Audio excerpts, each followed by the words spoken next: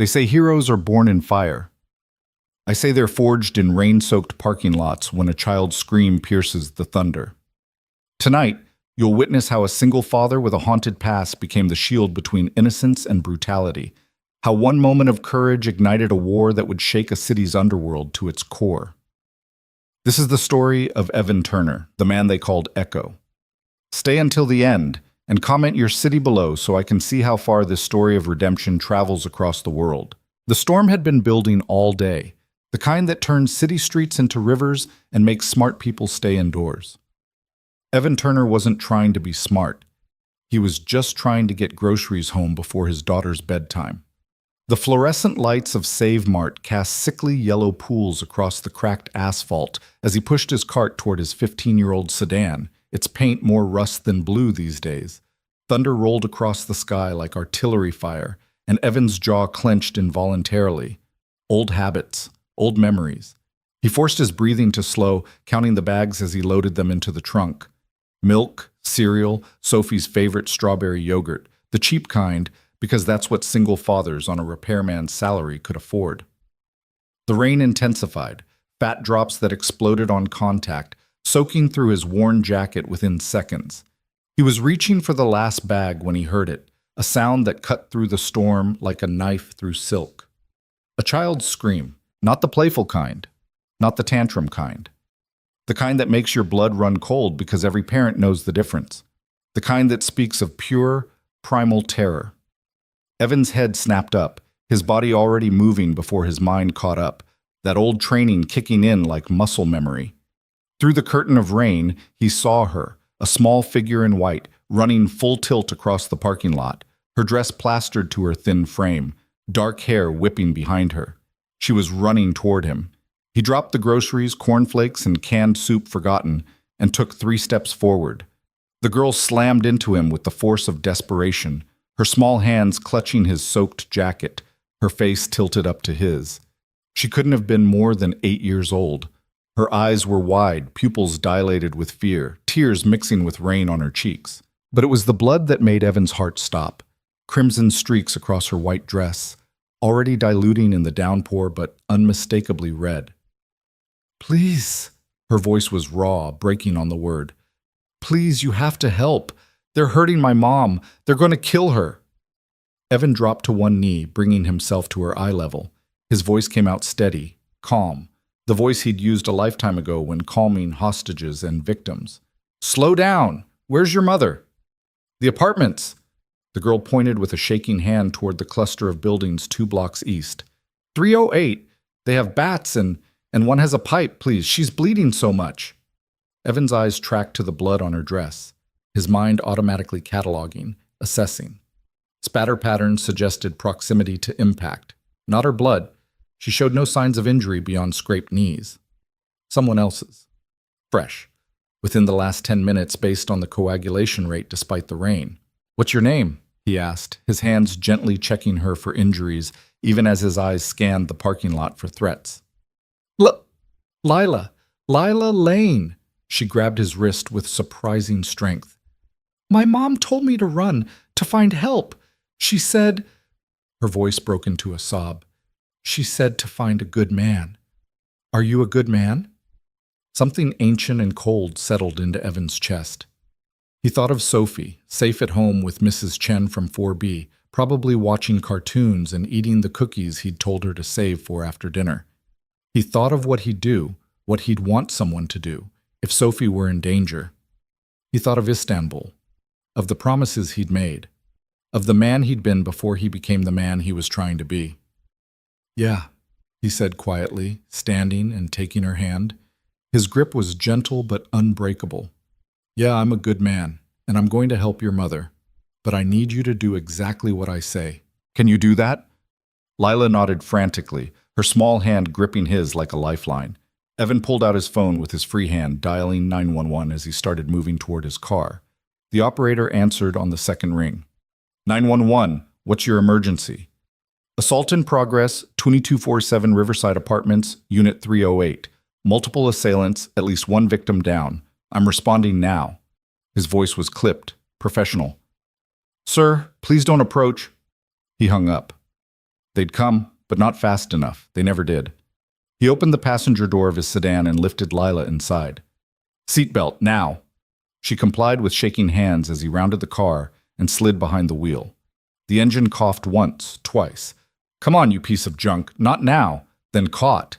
He threw it into gear and accelerated out of the parking lot, tires hydroplaning slightly on the flooded asphalt. "How many men?" he asked, his voice still that supernatural calm. "Three, maybe 4. I don't know. I ran when Mom told me to." Fresh tears tracked down her face. "I'm sorry. I should have stayed. I should have—" "You did exactly right." Evan cut her off, taking a turn too fast, the sedan's suspension protesting. "You got help. That's what she wanted. That's brave." "Who are you?" Lila asked, her voice small. Evan's hands tightened on the wheel. "Just a dad. Just a guy who fixes electronics." But that wasn't entirely true, and they both knew it.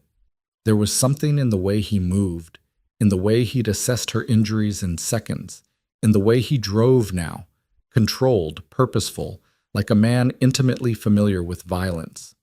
The apartment complex loomed ahead, a decrepit collection of 3-story buildings that the city had forgotten decades ago. Broken streetlights cast pools of shadow between flickering amber glows. Evan scanned automatically. 2 exits, multiple blind spots, fire escapes on the east side. He pulled up to the curb 50 feet from Building C and killed the engine. "Listen to me very carefully," he said, turning to Lila. His eyes were intense but not unkind. "You're going to stay in this car, doors locked, windows up.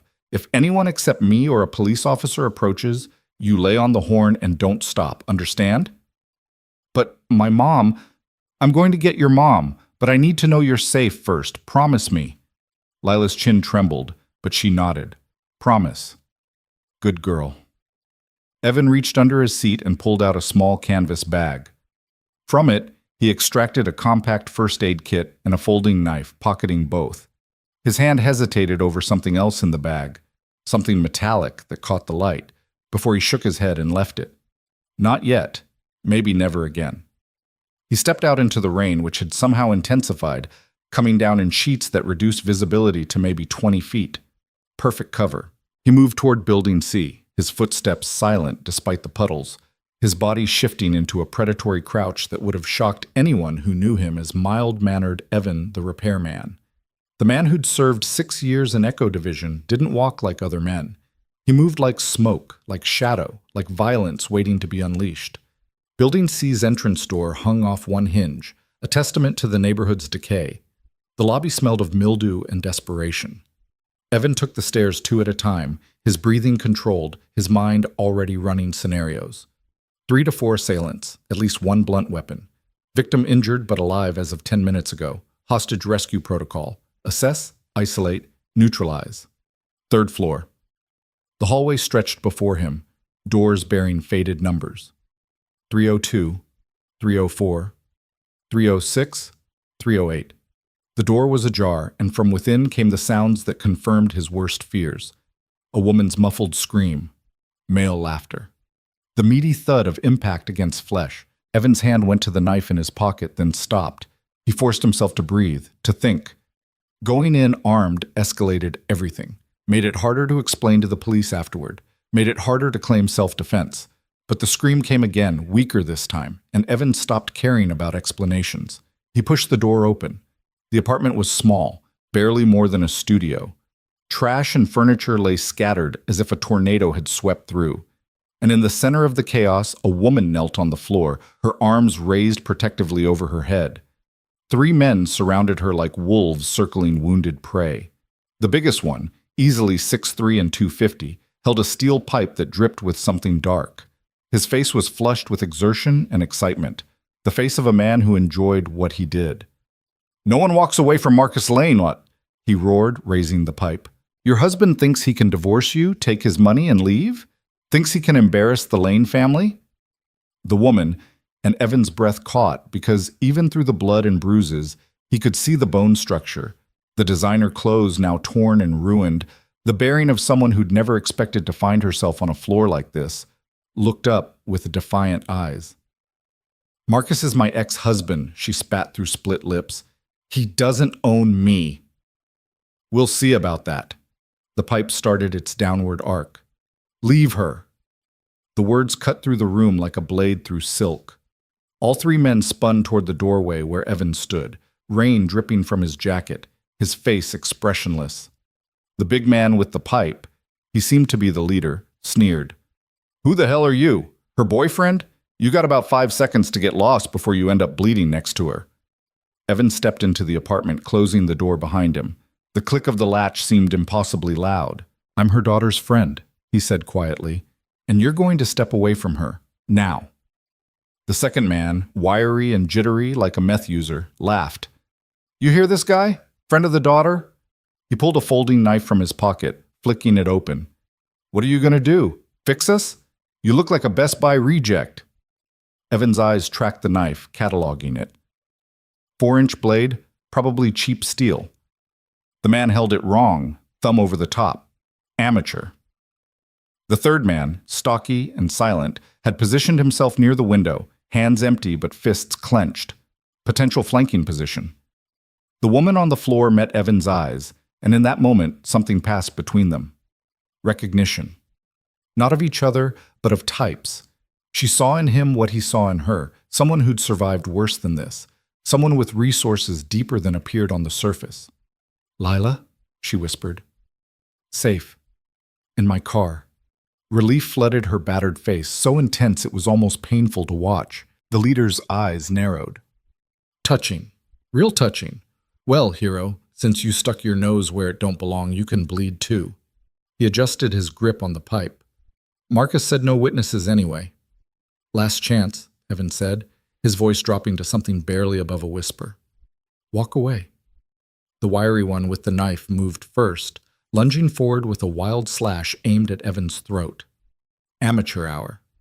Evan's hand snapped up, catching the man's wrist mid-swing.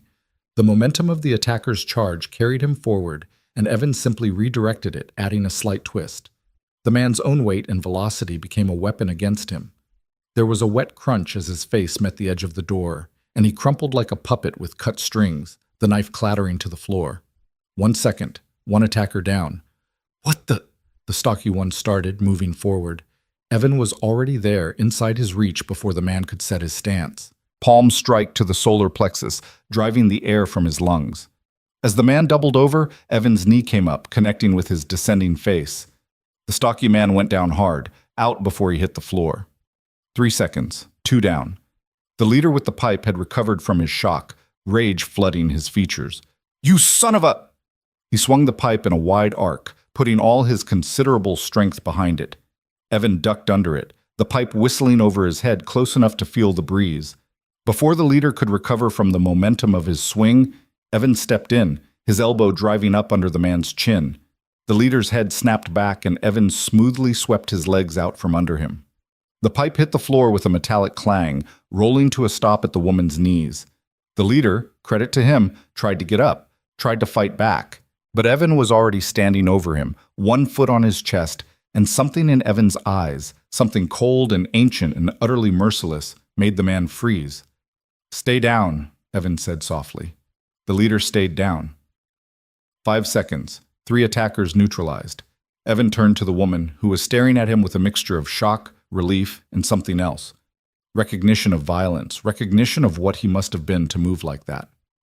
Can you stand? He asked, extending his hand. She took it, and he helped her to her feet. She swayed slightly, one hand going to her ribs, and Evan noticed the defensive wounds on her arms, the darkening bruises on her throat. She'd fought back. Good. I'm Clara, she managed, her voice hoarse. Clara Lane. Evan Turner, we need to get you to a hospital. Lila first, I need to see Lila. She's safe, I promise. But you need medical attention. Clara shook her head stubbornly, then winced at the motion. After I see my daughter. The apartment door exploded inward, not opened. Exploded. The cheap wood frame splintered as 2 men shoulder charged through it, and 3 more poured in behind them. These weren't the amateur thugs Evan had just put down. These men moved with coordination, with purpose, with the kind of discipline that came from training. The leader of this new group, a tall man with a scar bisecting his left eyebrow, took in the scene, his 3 men down, Evan standing protectively in front of Clara, and smiled. It wasn't a nice smile. Well, well. Marcus said there might be complications. Glad I brought the A-team. Evan's mind raced. 5 new assailants, all standing, all coordinated.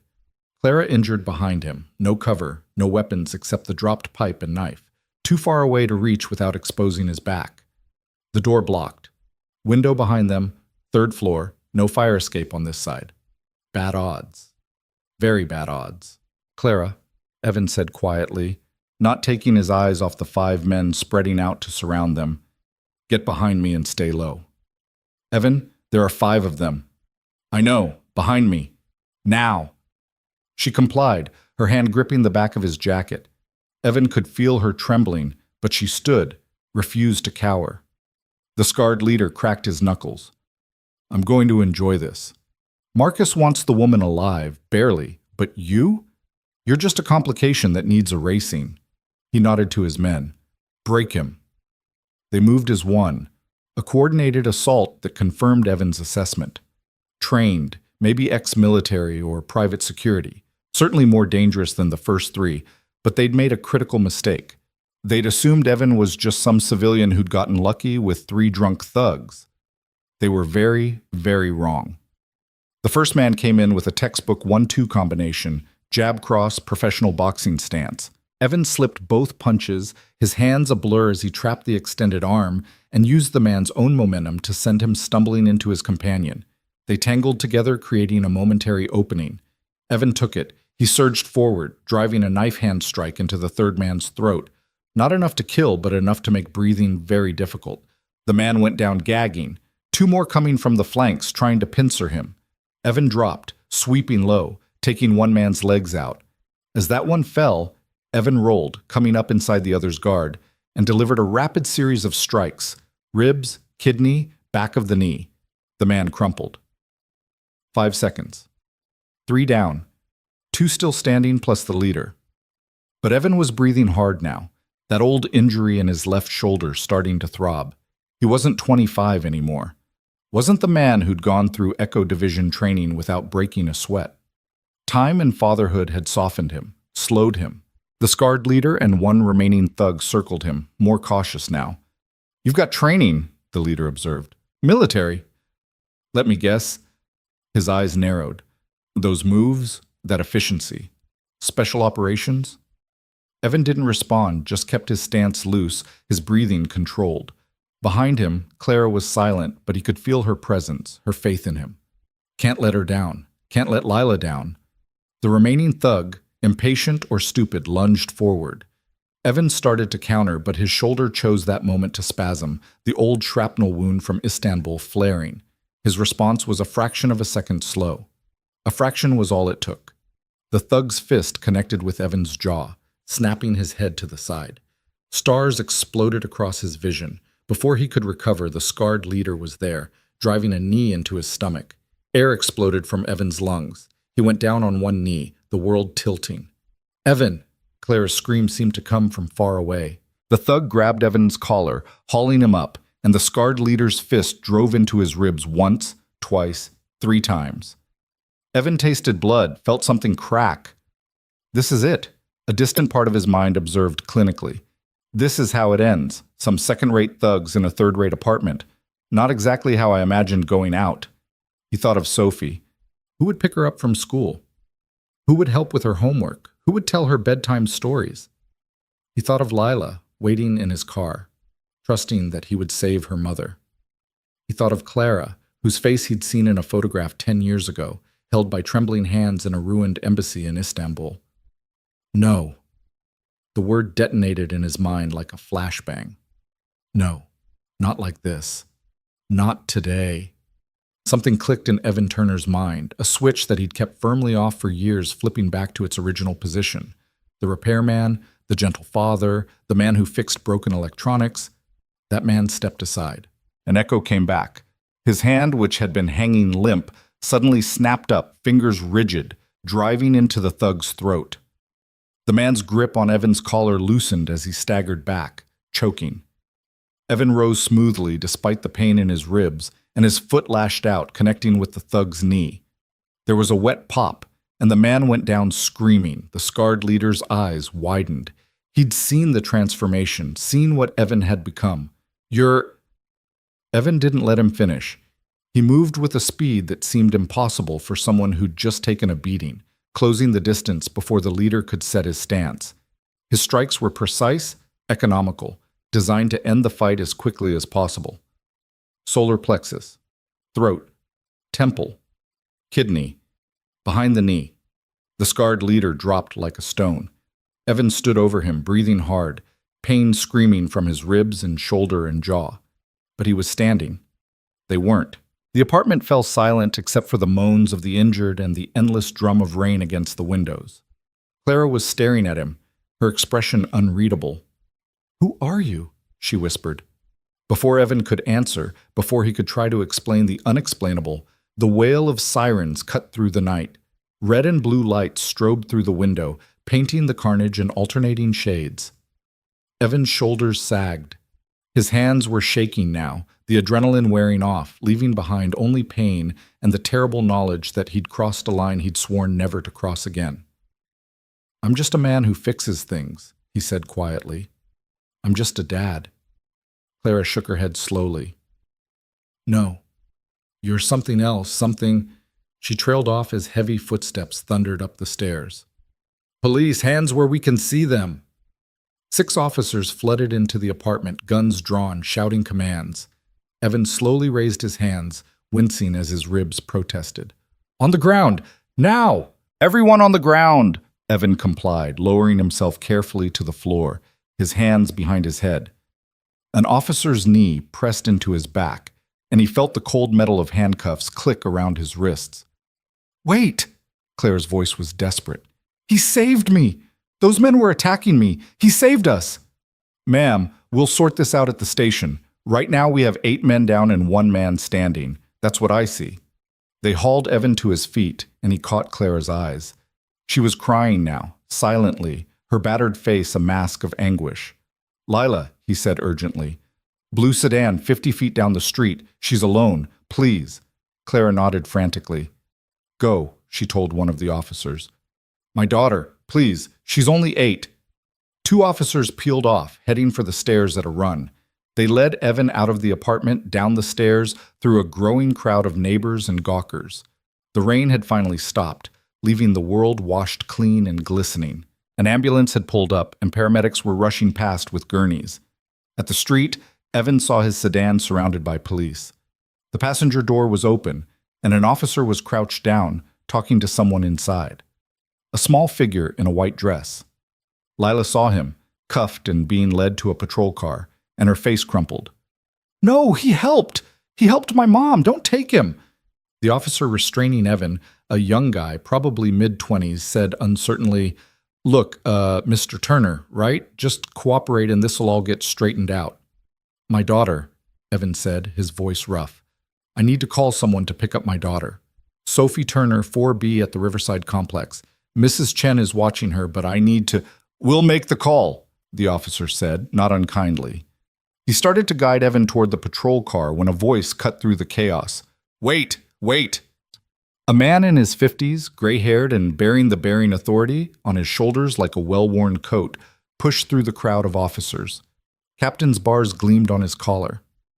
"Let me see his ID," he commanded. The young officer patted down Evan's pockets, pulling out his wallet. He handed it to the captain, who flipped it open. Whatever he saw there made him freeze. The captain's eyes went from the wallet to Evan's face and back again, his expression cycling through confusion, disbelief, and finally, something like wonder. "Holy Mary, Mother of God," he whispered. "Echo Division?" Evan said nothing.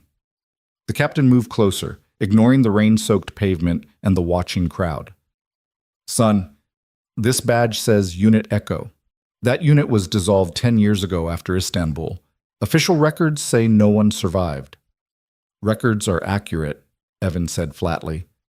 "I didn't survive, just kept breathing." The captain's hand was shaking as he pulled something else from the wallet, a worn photograph. Is this your daughter? Sophie, she's 7. Someone needs to... I'll handle it personally. The captain turned to the young officer. Uncuff him, now. But Captain, the scene... I said now! The bark of command had immediate effect. The cuffs came off, and Evan rubbed his wrists, feeling returning circulation. The captain lowered his voice so only Evan could hear. I was a lieutenant in the 75th Ranger Regiment. I know what Echo Division was. I know what men like you did. His eyes glistened. My son was one of the hostages in Istanbul, one of the kids from the embassy school. He came home because of you and your team. So whatever happened in that apartment, whatever you did, you saved that woman and her daughter, didn't you? Evan nodded slowly. Then there's no crime here.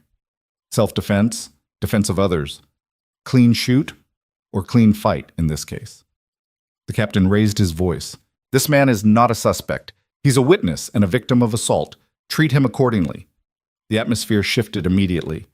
Officers who'd been viewing Evan as a perpetrator now saw him differently. One even offered an apologetic nod. Clara emerged from the building, supported by paramedics, a blanket draped over her shoulders.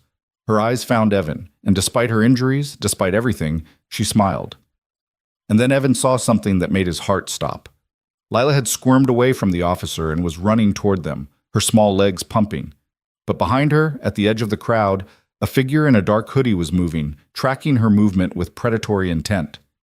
Evan's mind processed it in an instant. Wrong body language, wrong focus, moving against the flow of the crowd. Threat. Lila, he shouted, lunging forward. The figure in the hoodie accelerated, hands reaching for the girl. Evan closed the distance in seconds that felt like hours, his injured body screaming protest. He reached Lila just as the figure did, scooping her up with one arm and spinning to put his body between her and the threat. The figure crashed into him, and Evan's free hand shot out, grabbing a fistful of hoodie. They went down in a tangle, Evan curling around Lila to protect her from impact. Officers swarmed them immediately, separating Evan from the figure. They yanked back the hood, revealing a wild-eyed man in his 30s, twitching and jerking. Marcus sent me, the man screamed. She's supposed to come with me. The kid's supposed to come with me. Clara's scream of rage was primal. Get away from my daughter. Get away. The captain was already there, and this time the cuffs clicked on someone who deserved them. Get him in a car, full security, and somebody find out who Marcus is. Marcus Lane, Clara spat, being held back by paramedics. My ex-husband. He hired these men. He's behind all of this. The captain's eyes hardened. Then Marcus Lane is about to have a very bad night. Evan slowly got to his feet, still holding Lila, who was clinging to him like a burr. Her mother rushed over, and there was a moment of beautiful chaos as Clara wrapped her arms around both of them, the three of them standing in the middle of a crime scene, holding each other like lifelines. Thank you, Clara whispered into Evan's shoulder. Thank you, thank you, thank you. Evan didn't know what to say. His training had taught him how to fight, how to protect, how to survive. It had never taught him how to accept gratitude. Mom! Lila's voice was muffled against Evan's chest. Mom, he's like a superhero. He saved you. Clara pulled back slightly, her eyes meeting Evan's. There was something in her gaze, recognition, curiosity, and something else he couldn't quite identify. Yes, she said softly. Yes, he did. The captain approached, his expression gentler now. Ms. Lane, we need to get you to a hospital. And Mr. Turner, you took some hits. You should get checked out too. My daughter is being picked up as we speak. I've got a unit heading to your apartment now. She'll be brought to the hospital. Don't worry. Evan nodded, suddenly aware of how much everything hurt. His ribs felt like they were on fire. His shoulder throbbed and his jaw was swelling. But Lila was safe. Clara was alive. That's what mattered. As they were being led to separate ambulances, Clara called out, Evan! He turned. I don't know who you really are, she said, her voice carrying over the chaos and rain and sirens. But I know my father was in Istanbul 10 years ago. I know he almost died there. And I know he said a soldier saved his life. A soldier with kind eyes and a gentle voice who told him to hang on, to think of his daughter because his daughter needed him. Evan's breath caught. My father showed me a photo of his family, Before he left for that posting, I was 16, full of anger and rebellion and teenage certainty that the world owed me something. Clara's voice broke. He came back changed, quieter, kinder. He died 3 years ago, but before he did, he told me about that soldier. He said the man introduced himself only as Echo. The captain's head whipped toward Evan. You were at the embassy? You were one of the team that... Evan closed his eyes. Different life. Different man. The hell it was, the captain breathed. The Istanbul embassy siege, 43 hostages, including 12 kids. Every tactical team said it was impossible, said we'd be lucky to save 10%. You and your team saved 41. We lost 2, Evan said flatly. You saved 41, the captain repeated, including my son, including Clara's father. Clara was crying openly now, but she was smiling too. He never forgot you. None of them did. Evan felt something crack inside his chest, something that had been frozen since Istanbul. I'm glad he made it home. I'm glad they had more time together. Because of you. Clara wiped her eyes.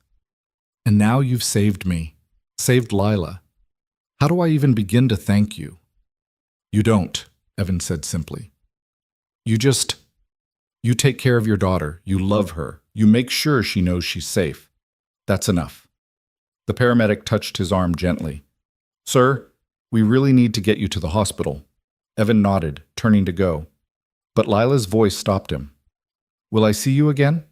He looked back at the little girl, this brave, terrified, perfect little girl who'd run into a storm to find help for her mother.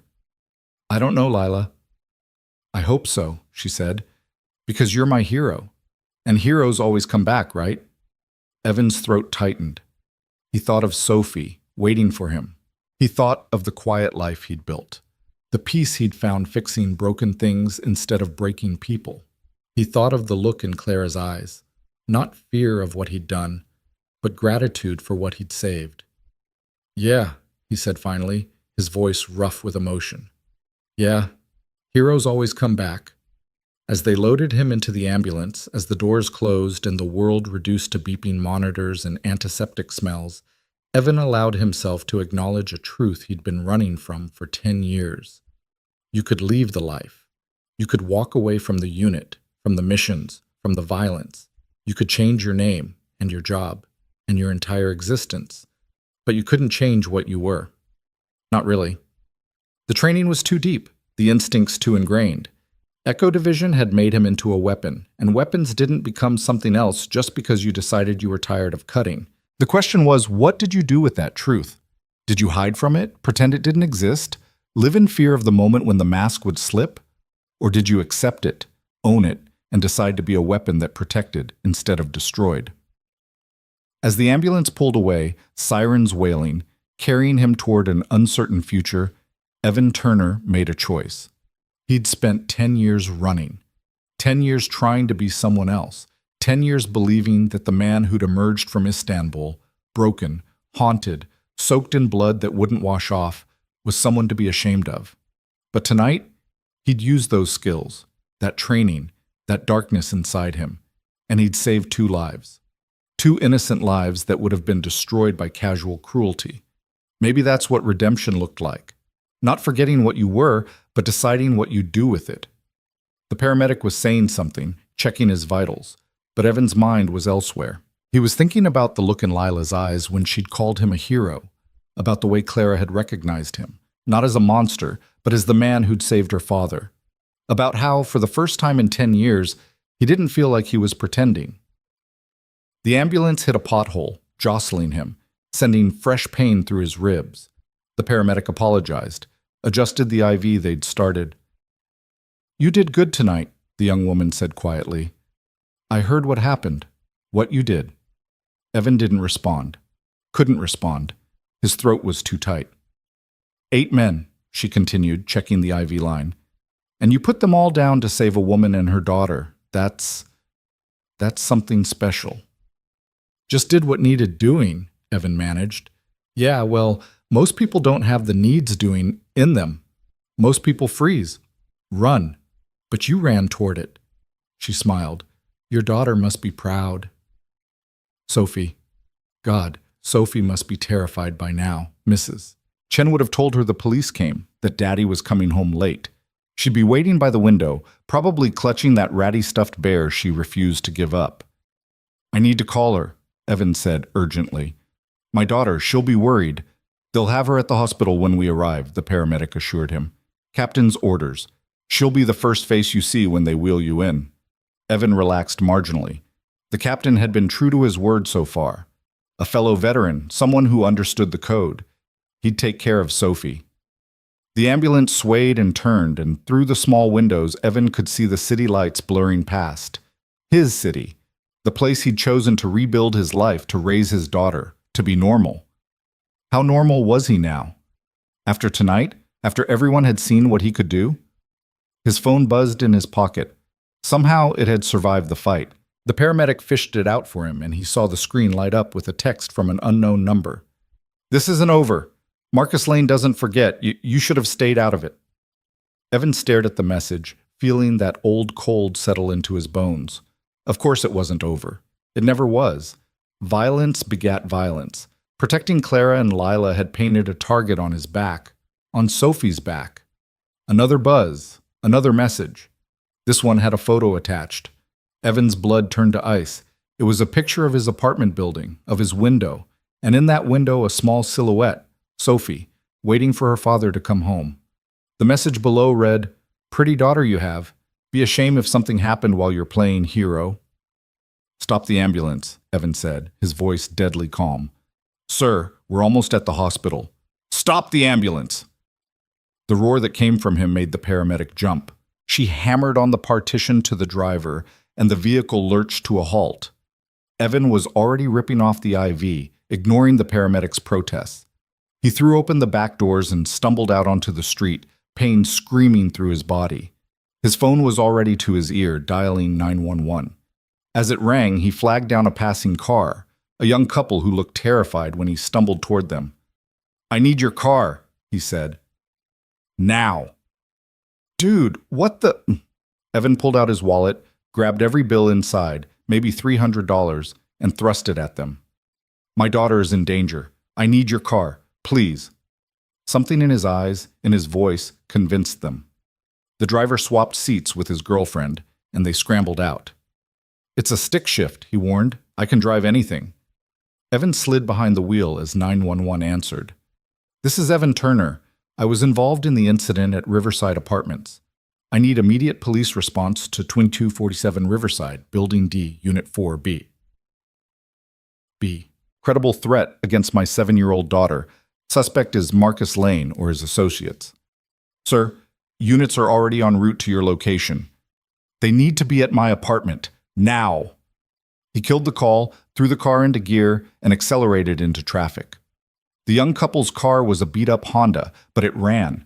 Evan pushed it hard, weaving through late-night traffic, running red lights, his mind focused on one thing and one thing only. Sophie. His phone rang. Unknown number. He answered anyway, putting it on speaker as he took a turn too fast, tires squealing. "Mr. Turner."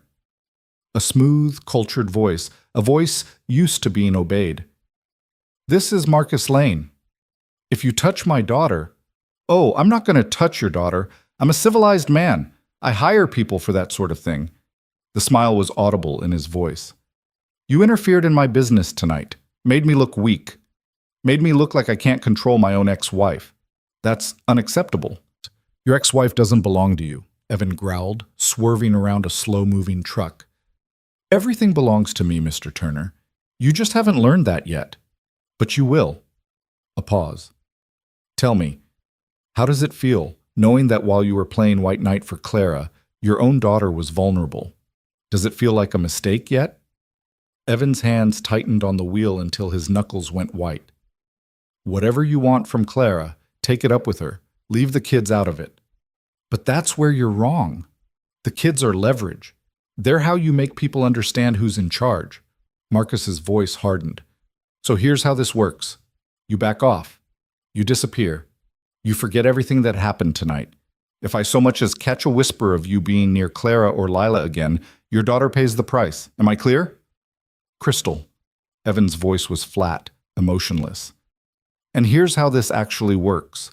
If anything happens to my daughter, if she gets a scratch, if she has a bad dream, if she's scared for even 1 second because of you, I will find you, and I will show you exactly what Echo Division trained me to do to men who threaten children. Silence on the other end. Then, slowly, Echo Division? You're bluffing. Try me. Another pause, longer this time. You're that Turner, the one from Istanbul. Holy shit, you're actually him. Marcus laughed, but it sounded forced. They said you were dead. I got better. And Marcus? I'm coming for you anyway. Tonight was just the opening move. Every man you sent is talking to police right now.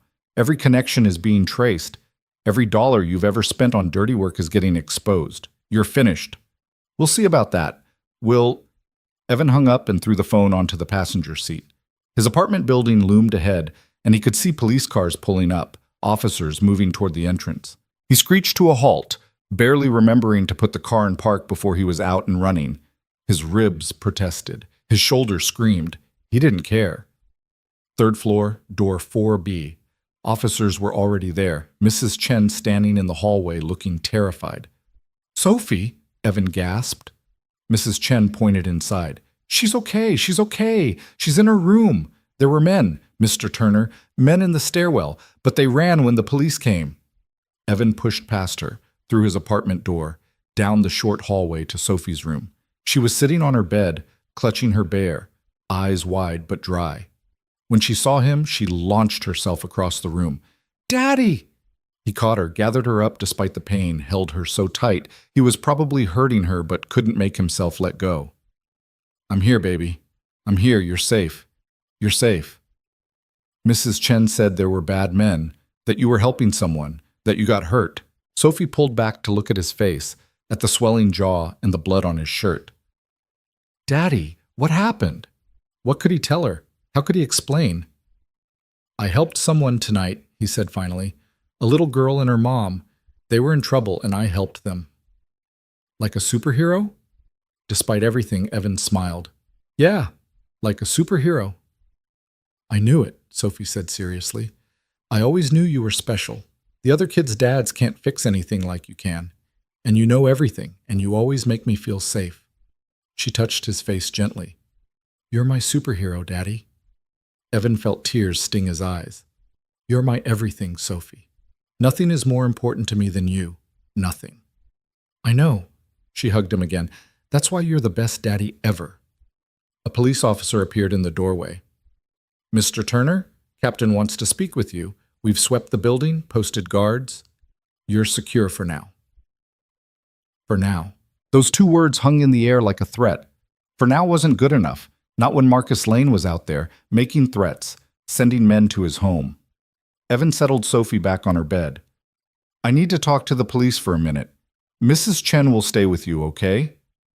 Okay, but Daddy, come back soon. Always.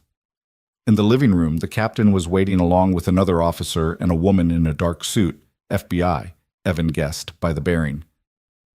Mr. Turner, the captain said, this is Special Agent Morrison. She has some questions.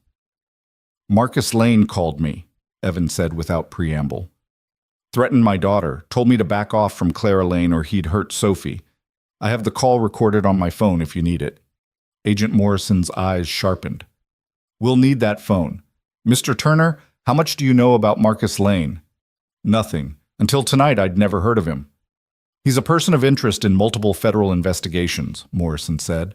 Money laundering, racketeering, suspected connections to organized crime, but he's been untouchable. Rich, connected, lawyers who can make evidence disappear. His ex-wife Clara was our best shot at getting information, but she's been too scared to testify. After tonight, that might change, Evan said. After tonight, Marcus Lane is going to go to ground. He's going to insulate himself with lawyers and bodyguards and alibi witnesses. By morning, he'll have explanations for everything. The men who attacked Clara were acting on their own. He knew nothing about it. He's shocked and appalled. Morrison shook her head. We've seen this pattern before. He's very good at staying clean. Then you need to move fast, Evan said. The men you arrested tonight know who hired them. Make them roll on Marcus before he can get to them. Already working on it. But Mr. Turner, I need to be frank with you. You've made yourself a target. A man like Marcus Lane doesn't forget when someone interferes with his business. He'll come after you. I know. You need protection, witness security, at minimum. We can move you and your daughter to a safe house. No. Evan's voice was flat. Sophie's already been through too much. I'm not uprooting her life, not putting her in a safe house where she's cut off from everything she knows. Then he'll kill you, Morrison said bluntly. Or worse, he'll hurt your daughter to get to you. He can try. Evan met her eyes.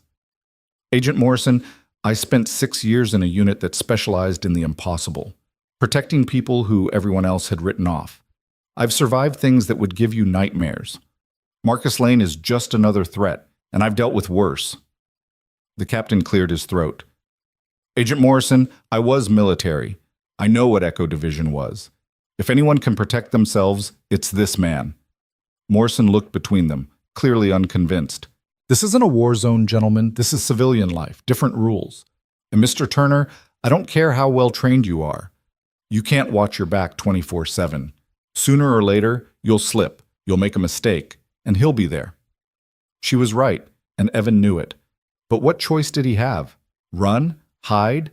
Spend the rest of his life looking over his shoulder? No. He'd done that for 10 years, and it hadn't worked. Running from his past hadn't made it go away.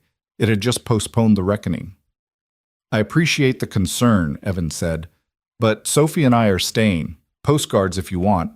I'll take any reasonable precautions, but we're not running. Morrison sighed. Your funeral. Just make sure your daughter doesn't end up as collateral damage to your pride. Evan's eyes went cold. My daughter is the only thing in this world I care about. Everything I do to protect her. Remember that. Morrison held his gaze for a moment, then nodded. Fair enough, but Mr. Turner? Call us not if when Marcus makes his move. Don't try to handle this alone. I'll keep that in mind. After they left, after the guards were posted, and Mrs. Chen had gone home, and Sophie had finally fallen asleep clutching her bear, Evan sat in his darkened living room staring at nothing. His phone buzzed. A text from Clara. Are you okay? The police told me about the threats. I'm so sorry. This is my fault. Evan typed back, You shit, not your fault. Marcus made his choices. How are you and Lila? Bruised but alive, thanks to you. They're keeping me overnight for observation. Lila won't let go of my hand. Good. Don't let her. Evan, what you did tonight, what you are. I need to understand. Evan stared at the message for a long moment, then typed, I'm just a man who was very good at something very bad. Spent 10 years trying to be someone else. Tonight showed me that was a mistake. You can't run from what you are. You can only decide what you do with it. And what are you going to do with it? Evan looked towards Sophie's room where his daughter slept, innocent and trusting and vulnerable. Whatever it takes to keep the people I love safe. Then I think we should talk, because I have a feeling Marcus isn't going to stop, and I have resources, information, things that might help. Tomorrow, rest tonight. We'll figure it out. Evan, thank you for everything. For my father, all those years ago. For me and Lila tonight. For being the kind of man who runs toward danger instead of away from it. Get some sleep, Clara. He set the phone aside and closed his eyes, listening to the quiet sounds of his apartment, the hum of the refrigerator, the whisper of Sophie's breathing from her room, the muted voices of the guards outside his door. Somewhere out there, Marcus Lane was planning, plotting, gathering his resources for the next attack. But Evan wasn't afraid. For the first time in 10 years, he felt ready. Like pieces of a puzzle had finally clicked into place. He'd spent a decade hiding from Echo, from the violence and the skills and the darkness. But tonight had shown him the truth. Echo wasn't something to hide from. It was a tool, a weapon, and weapons weren't inherently good or evil. They just were. What mattered was who wielded them, and why.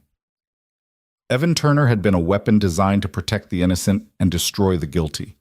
10 years ago, when everything had gone wrong in Istanbul, he'd decided that made him a monster. Tonight, he'd learned he'd been wrong. He wasn't a monster. He was a guardian. And guardians didn't run. They didn't hide. They stood their ground and protected what mattered. Sophie mattered.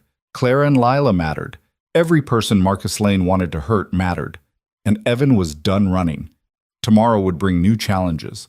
Marcus would regroup, come at them from a different angle. There would be lawyers and threats, and perhaps more violence. The road ahead was dark and dangerous. But Evan wasn't walking it alone anymore. Clara had resources. The captain had his respect and backing. Agent Morrison, despite her skepticism, had the weight of federal law enforcement behind her. And Evan had something Marcus Lane couldn't buy or steal or corrupt. The absolute, unwavering certainty that some things were worth fighting for, worth dying for if necessary. His daughter sleeping in the next room. The little girl who'd run to him in the rain. Her mother who'd recognized him from a photograph and a story told by a grateful father. They were worth it. Worth everything. Evan opened his eyes and rose from the couch, moving to Sophie's doorway. She was sprawled across her bed, one arm thrown over her bare, her face peaceful in sleep. "I'm not going to let anything happen to you," he whispered. "Whatever it takes, sweetheart. Whatever it costs. You're safe. That's a promise." Sophie stirred slightly, mumbling something about pancakes, and Evan smiled despite everything. Tomorrow, he'd make her pancakes. Tomorrow, they'd figure out the next steps. Tomorrow, they'd start building whatever came after tonight. But tonight, right now, his daughter was safe and sleeping, and a little girl named Lila was holding her mother's hand in a hospital room, and both of them were alive because Evan Turner had stopped running from who he was. That was enough. That was everything. Outside, the rain had finally stopped, leaving the city washed clean and glistening. Somewhere out there, Marcus Lane was planning his next move, convinced that money and power and ruthlessness would be enough. He was about to learn the hard way that some men can't be bought, can't be intimidated, and can't be stopped. Some men are guardians, forged in fire and blood, and impossible choices. And once a guardian decides to protect something, hell itself can't make him back down. Evan closed Sophie's door softly and returned to the living room, his mind already working through scenarios, possibilities, threats. The tactical part of his brain, the part he'd tried so hard to suppress, was fully awake now, and it whispered of things that needed to be done, preparations that needed to be made. But that was tomorrow's work. Tonight, he just stood guard, like he'd been trained to do, like he'd always done, even when he didn't want to admit it. The guardian was back, and God help anyone who threatened his family now. Dawn broke over the city like a wound, all purple bruises and blood-orange streaks across a sky that promised nothing good. Evan hadn't slept. He'd spent the night in the chair by Sophie's door, listening to her breathe, his mind running through scenarios like a computer processing threat assessments. Every creak of the building made his muscles tense. Every footstep in the hallway outside brought his hand to the knife he'd retrieved from his go bag. The bag he'd kept packed for 10 years, telling himself it was just paranoia, knowing deep down it was preparation. The guards had changed shift at 4 a.m., quiet voices and radio chatter filtering through the door. Professional, alert. But Evan knew from experience that alertness faded. Humans weren't designed for sustained vigilance. Give it another day, maybe two, and they'd start relaxing. Start assuming the threat had passed. Marcus Lane was counting on that. Sophie stirred around 6:30, her internal alarm clock more reliable than any device. Evan was in the kitchen when she patted out, still in her pajamas, bare tucked under one arm. "Morning, Daddy." She climbed onto her usual stool at the counter, eyeing him carefully. "You didn't sleep." "How do you know?" "You're wearing the same clothes, and you have that look." She tilted her head, studying him with an intensity that always surprised him. 7 years old, and she could read him like a book. The look you get when you're worried but trying not to show it. Evan cracked eggs into a bowl, whisking them more vigorously than necessary. Just wanted to make sure everything was safe. Those police officers outside, they're going to be around for a few days, just a precaution.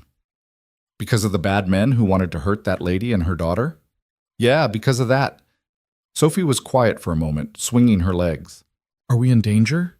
Evan paused, the whisk suspended over the bowl. He'd promised himself when Sophie was born that he'd never lie to her. Not about the big things. Kids could handle truth better than adults gave them credit for, and lies just made the fear worse when reality inevitably crashed through. "Maybe," he said finally. The man who hired those bad guys? He's angry that I interfered. He might try to scare us. But Sophie, I need you to understand something. He turned to face her fully. Nothing is going to happen to you. I won't let it. Those guards outside, they're good at their job, and I'm better, okay? She nodded slowly. Because you used to be a soldier? Evan's breath caught. What? Mrs. Chen told me once. She said you were a soldier before I was born, that you did important things. Sophie's eyes were too old for her face. Is that true? Yeah, it's true. Were you a good soldier? I was a very good soldier. The words tasted like ash. Maybe too good. Sophie considered this, then smiled. Then those bad men are really dumb. They picked a fight with the best daddy in the world who also used to be a super soldier. They're gonna lose. Despite everything, Evan laughed. Yeah, kiddo, they're gonna lose. He made her pancakes, her favorite, with chocolate chips arranged in a smiley face. They ate together at the counter, and for a few minutes it was almost normal, almost like any other morning, but then Sophie's eyes drifted to the window, to the guard visible on the fire escape, and the illusion shattered. Daddy? That little girl you saved, Lila, is she okay? She's fine. She's with her mom at the hospital. They're both going to be okay. Can I meet her sometime? I think we could be friends. We're almost the same age, and we both have really brave dads. She paused. Well, she doesn't have a dad anymore. Her dad is the bad guy. But maybe you could be like, I don't know, a friend dad? Evan's throat tightened. Maybe. We'll see. His phone buzzed, a text from Clara. Are you awake? Never went to sleep, he replied. Same. Can we talk? Not on the phone. The FBI agent thinks Marcus might have surveillance on my accounts. Evan frowned. If Marcus had that kind of reach, things were worse than he thought. Where? They're releasing me at 9. There's a coffee shop 3 blocks from the hospital. The Grind. Know it? I'll find it. Bring Lila. Sophie wants to meet her. Really? Really? 9:30? See you there? Evan pocketed his phone and turned to Sophie. How do you feel about getting pancakes out instead of the ones I just made? Sophie looked at her half-eaten breakfast, then back at him. Is this about the lady and her daughter? Smart kid. Okay, but I want hot chocolate too. Deal. They got ready quickly, Evan hyper-aware of the vulnerability of routine. He checked the hallway through the peephole before opening the door, spoke briefly with the guard, a solid-looking woman in her 30s who introduced herself as Officer Ramirez, and kept Sophie close as they descended to the parking lot. His sedan was still at the grocery store. The Honda he'd borrowed sat where he'd left it, and he made a mental note to return it properly and thank the couple again. But first, there was Mrs. Chen's nephew, who ran a body shop. A phone call, a promise of cash, and 20 minutes later, they were in a borrowed SUV with tinted windows and plates that wouldn't trace back to Evan immediately. Not perfect security, but better than being a sitting target. The Grind was a hipster coffee place with exposed brick and pretentious art on the walls, the kind of spot Evan normally avoided. But it had good sight lines, multiple exits, and at 9:30 on a Thursday morning, it was populated mostly by laptop warriors more interested in their screenplays than the people around them. Perfect. Clara and Lila arrived at 9:35. Evan spotted them through the window before they entered, Clara walking stiffly, one arm wrapped protectively around her ribs, Lila glued to her side. Both wore oversized sunglasses despite the overcast day, hiding the worst of their bruises. The bell chimed as they entered. Lila saw Sophie first, and her face lit up with something like recognition, like seeing a fellow survivor of some terrible shipwreck. Hi, she said shyly, approaching their corner booth. You're his daughter? I'm Sophie. You're Lila? Yeah. Lila glanced at her mother, who nodded encouragingly. Your dad saved my mom. He was really brave. Sophie beamed. I know. He's the best. Clara slid into the booth across from Evan, wincing at the movement. Up close, even with the sunglasses, he could see the swelling on her jaw, the split in her lip. But her eyes, dark brown and sharp, held no fear, only determination. Thank you for coming, she said quietly. I wasn't sure you would. Why wouldn't I? Because getting involved with me and my problems has already put you and Sophie in danger. Most people would run. Evan signaled the waitress, ordered 2 coffees and 2 hot chocolates. When they were alone again, he leaned forward. I don't run. Not anymore. And besides, I'm already involved. Marcus made sure of that when he sent his people to my building. Claire's hands tightened on the table. I heard. Evan, I'm so sorry. If I'd known... You'd what? Not sent your daughter to find help? Let yourself get beaten to death? He shook his head. No. Marcus did this. Not you. Don't take his blame. The FBI agent, Morrison, she came to see me this morning. She said Marcus is preparing for war, liquidating assets, calling in favors, hiring more muscle. Claire's voice dropped lower. She also said you refused witness protection. I'm not uprooting Sophie's life. Even if staying puts her in danger? Evan met her eyes. I can protect Sophie better than any safe house, and running just postpones the problem. Marcus won't stop. Men like him never do. So we end it here now, on our terms. Clara was quiet for a moment, studying him. Agent Morrison told me about Echo Division, about Istanbul. She said you were part of a unit that did impossible things. We tried. My father was there. Did I tell you that already? I can't remember. Last night is kind of a blur. Clara removed her sunglasses, revealing a black eye that made Evan's jaw tighten. He was Assistant Deputy Secretary of State, part of the delegation that got caught when the embassy was seized. He told me later that he thought he was going to die, that everyone thought they were going to die. The terrorists had already killed 2 hostages to prove they were serious. Evan remembered. God, he remembered. The sound of those gunshots, the screaming, the way his team had moved through the embassy like ghosts, because speed was everything, surprise was everything, and one mistake would have meant 43 body bags instead of 2. Your father was in the cultural attaché's office, Evan said quietly. 3rd floor east wing. He had a head wound from when they'd thrown him against the wall. He kept asking about his secretary, whether she'd gotten out. Clara's eyes widened. You remember him? I remember all of them. Every face, every name. Evan looked down at his hands. Your father, when we got to him, he was barely conscious. But when he realized we were American military, he started crying. Said he had a daughter back home. Said he'd promised to be at her graduation. Begged us not to let him break that promise. He made it, Clara whispered. He was there, front row, camera in hand, embarrassing me in front of everyone. A tear tracked down her cheek. Because of you. Because of my team. I was just one. Don't! Claire's voice was sharp. Don't minimize what you did. Agent Morrison showed me the after-action report. It's mostly classified, but she got me clearance because I'm involved now. Do you know what it said about you specifically? Evan didn't answer. It said that when the primary entry plan fell apart, when the terrorists started executing hostages, you went off script. You inserted Solo through a 3rd floor window while your team created a distraction. You neutralized 4 hostiles in 90 seconds with a knife because you couldn't risk gunfire alerting the others. You reached my father and 3 other hostages, got them to a secure room, then held that position against 8 armed men for 12 minutes until reinforcements arrived. Claire's voice shook. 12 minutes. The report said you took 3 bullets and didn't stop fighting. They had to physically drag you out because you refused to leave until every hostage was accounted for. Evan's shoulder throbbed at the memory. The report makes it sound more dramatic than it was. The report called it the single most effective solo hostage rescue in modern military history. Clara reached across the table, her hand covering his. My father knew your real name. He tried to find you afterward to thank you properly, but they told him you'd died, that the unit had been dissolved and all records sealed. He died believing you were gone. I was gone. The man who did those things, I left him in Istanbul. Did you? Clara's grip tightened.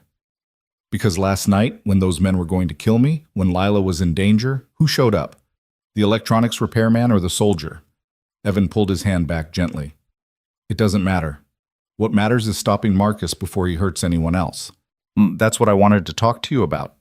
Clara glanced toward the kids who were engrossed in their hot chocolates and a coloring book the waitress had provided. Agent Morrison says they don't have enough evidence to arrest Marcus. The men you put down last night? Their lawyers showed up before dawn. 3 are already out on bail, and the other 5 aren't talking.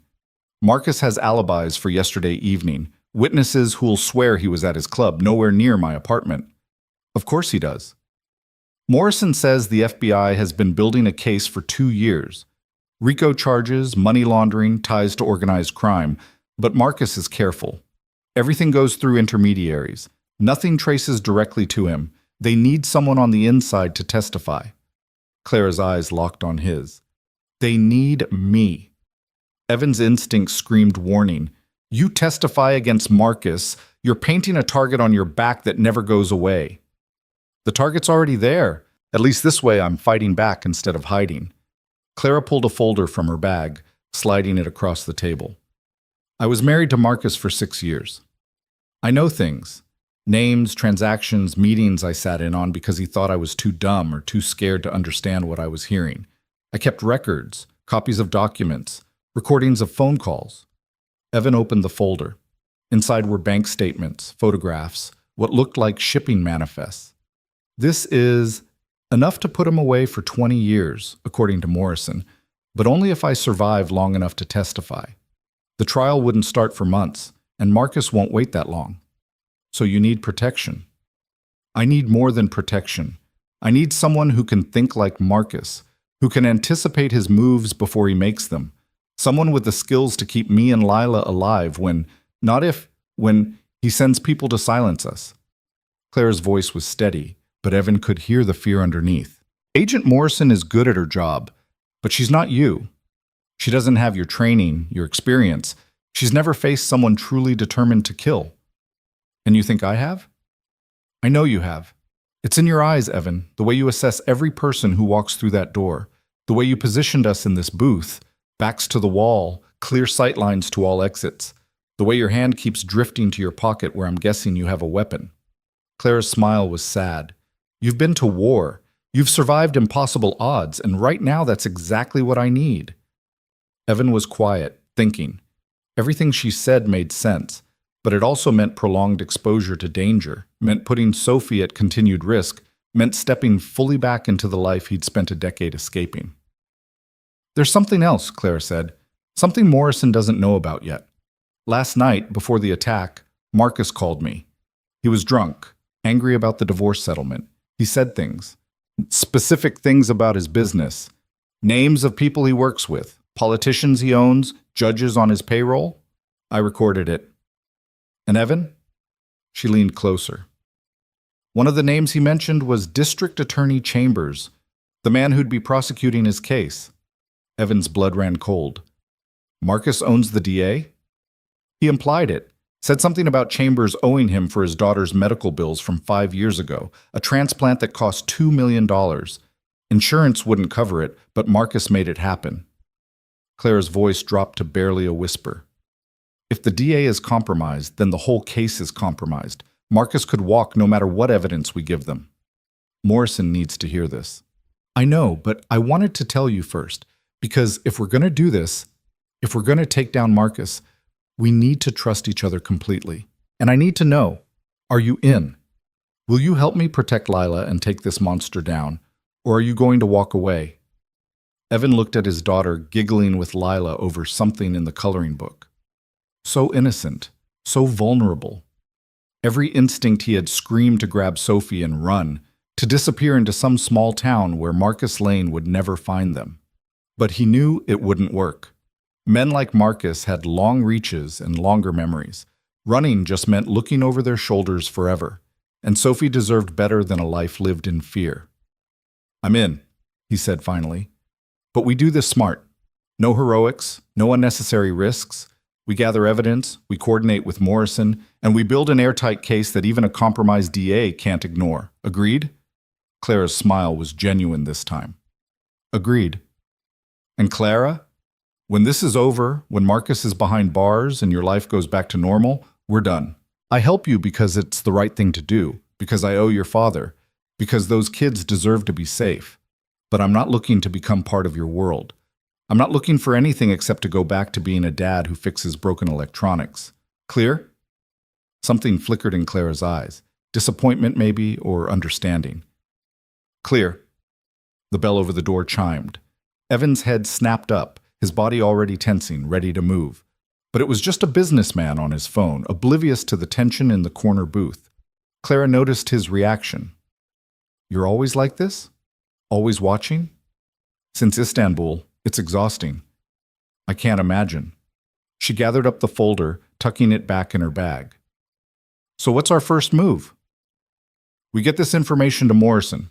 We tell her about the DA, then we set up secure locations for you and Lila, somewhere Marcus doesn't know about. My apartment isn't safe long term, and neither is yours. I have a beach house, 2 hours north under an LLC Marcus doesn't know about. I bought it after we separated, kept it completely off his radar. Security system, gated community, only one access road. Evan considered it. Isolated. That's good and bad. Good because it limits approaches. Bad because if they do find you, you're trapped. So we make sure they don't find us. We'll need supplies, cash, prepaid phones, medical kit, non-perishable food. I've got most of it already, but we'll need to scale up for 4 people. Evan's mind was already moving, planning, falling back into the patterns Echo Division had drilled into him. How soon can you access the beach house? Today, if needed. The keys are in a safety deposit box downtown. Then here's what we do. You and Lila go back to the hospital, act like you're staying another night for observation. I'll coordinate with Morrison, get the FBI read in on the DA situation. Tonight, around midnight, when the shift changes and people are tired, we move you to the beach house. No fanfare, no announcements, just disappear. And what about you and Sophie? We'll join you. Having all of us in one location makes security simpler. Evan paused. But Clara, you need to understand what this means. Once we go to ground, we stay there. No trips out for forgotten items. No phone calls to friends. No social media. We become ghosts until this is over. Can you do that? Clara looked at Lila, who was showing Sophie how to draw a butterfly. For her? I can do anything. Good. Give me your phone. She handed it over and Evan pulled up the settings, checking for tracking software. Clean, but that doesn't mean much. Marcus has resources. From now on, we assume anything digital is compromised. Use the phone I'm about to give you for any sensitive communication. He produced a burner phone from his jacket. Programmed with my number and Morrison's. Nothing else. When we leave here, your regular phone stays on. Keep it with you. Act normal. Let Marcus think he knows where you are. Won't that lead him right to us? Eventually. But by then, we'll be somewhere he can't track. Evan allowed himself a small smile. There are things Echo Division taught me that even the FBI doesn't know about. Tricks for disappearing when people with unlimited resources are looking for you. Clara pocketed the burner phone. You know, when Lila ran to you in that parking lot, I don't think she realized she was finding the one person in the city who could actually save us. Luck. I don't believe in luck. I believe in fate. Clara stood, adjusting her sunglasses. And I believe that my father, wherever he is, somehow guided Lila to you. Because who else could have stopped what happened last night? Who else would have? Evan didn't have an answer for that. He watched as Clara collected Lila, as the girls hugged goodbye with promises to see each other soon. Sophie looked up at him with those 2 knowing eyes. We're going to stay with them, aren't we? At their house? Yeah, for a little while. Think of it like a vacation. Some vacation, with armed guards and bad guys looking for us. But Sophie didn't sound scared. She sounded excited. It's like an adventure, like the stories you tell me before bed. This isn't a story, Soph. It's dangerous. I know. She took his hand. But we're together, and nothing bad happens when we're together, right? Evan squeezed her hand, wishing he could promise that. Wishing he could guarantee that his skills, his training, his willingness to do whatever it took would be enough. But he'd learned in Istanbul that sometimes, no matter how good you were, people died anyway. He pushed the thought away and led Sophie out of the coffee shop, his eyes already scanning for threats, his mind already running through contingencies. This was going to get worse before it got better. Marcus Lane wasn't going to roll over. He was going to fight back with everything he had. And when he did, Evan would be ready.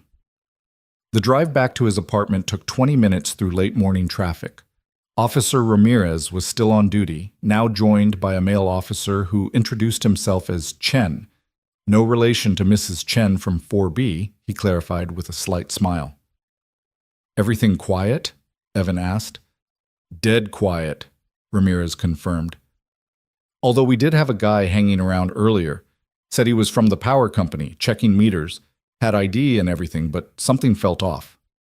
Evan's instincts flared. What time? Around 8. Chen checked his credentials. They were legitimate. They'd have to be if Marcus sent him. Did you get his face? Building camera caught him. Ramirez pulled out her phone, showing Evan a screenshot.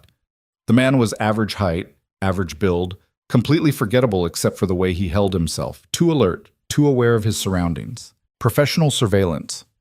He was casing the building, Evan said flatly, checking exits, guard patterns, vulnerabilities. You sure? I've done the same thing 100 times. He's Marcus's guy, which means they're planning something. Evan ushered Sophie inside quickly. I need to talk to Agent Morrison. Now.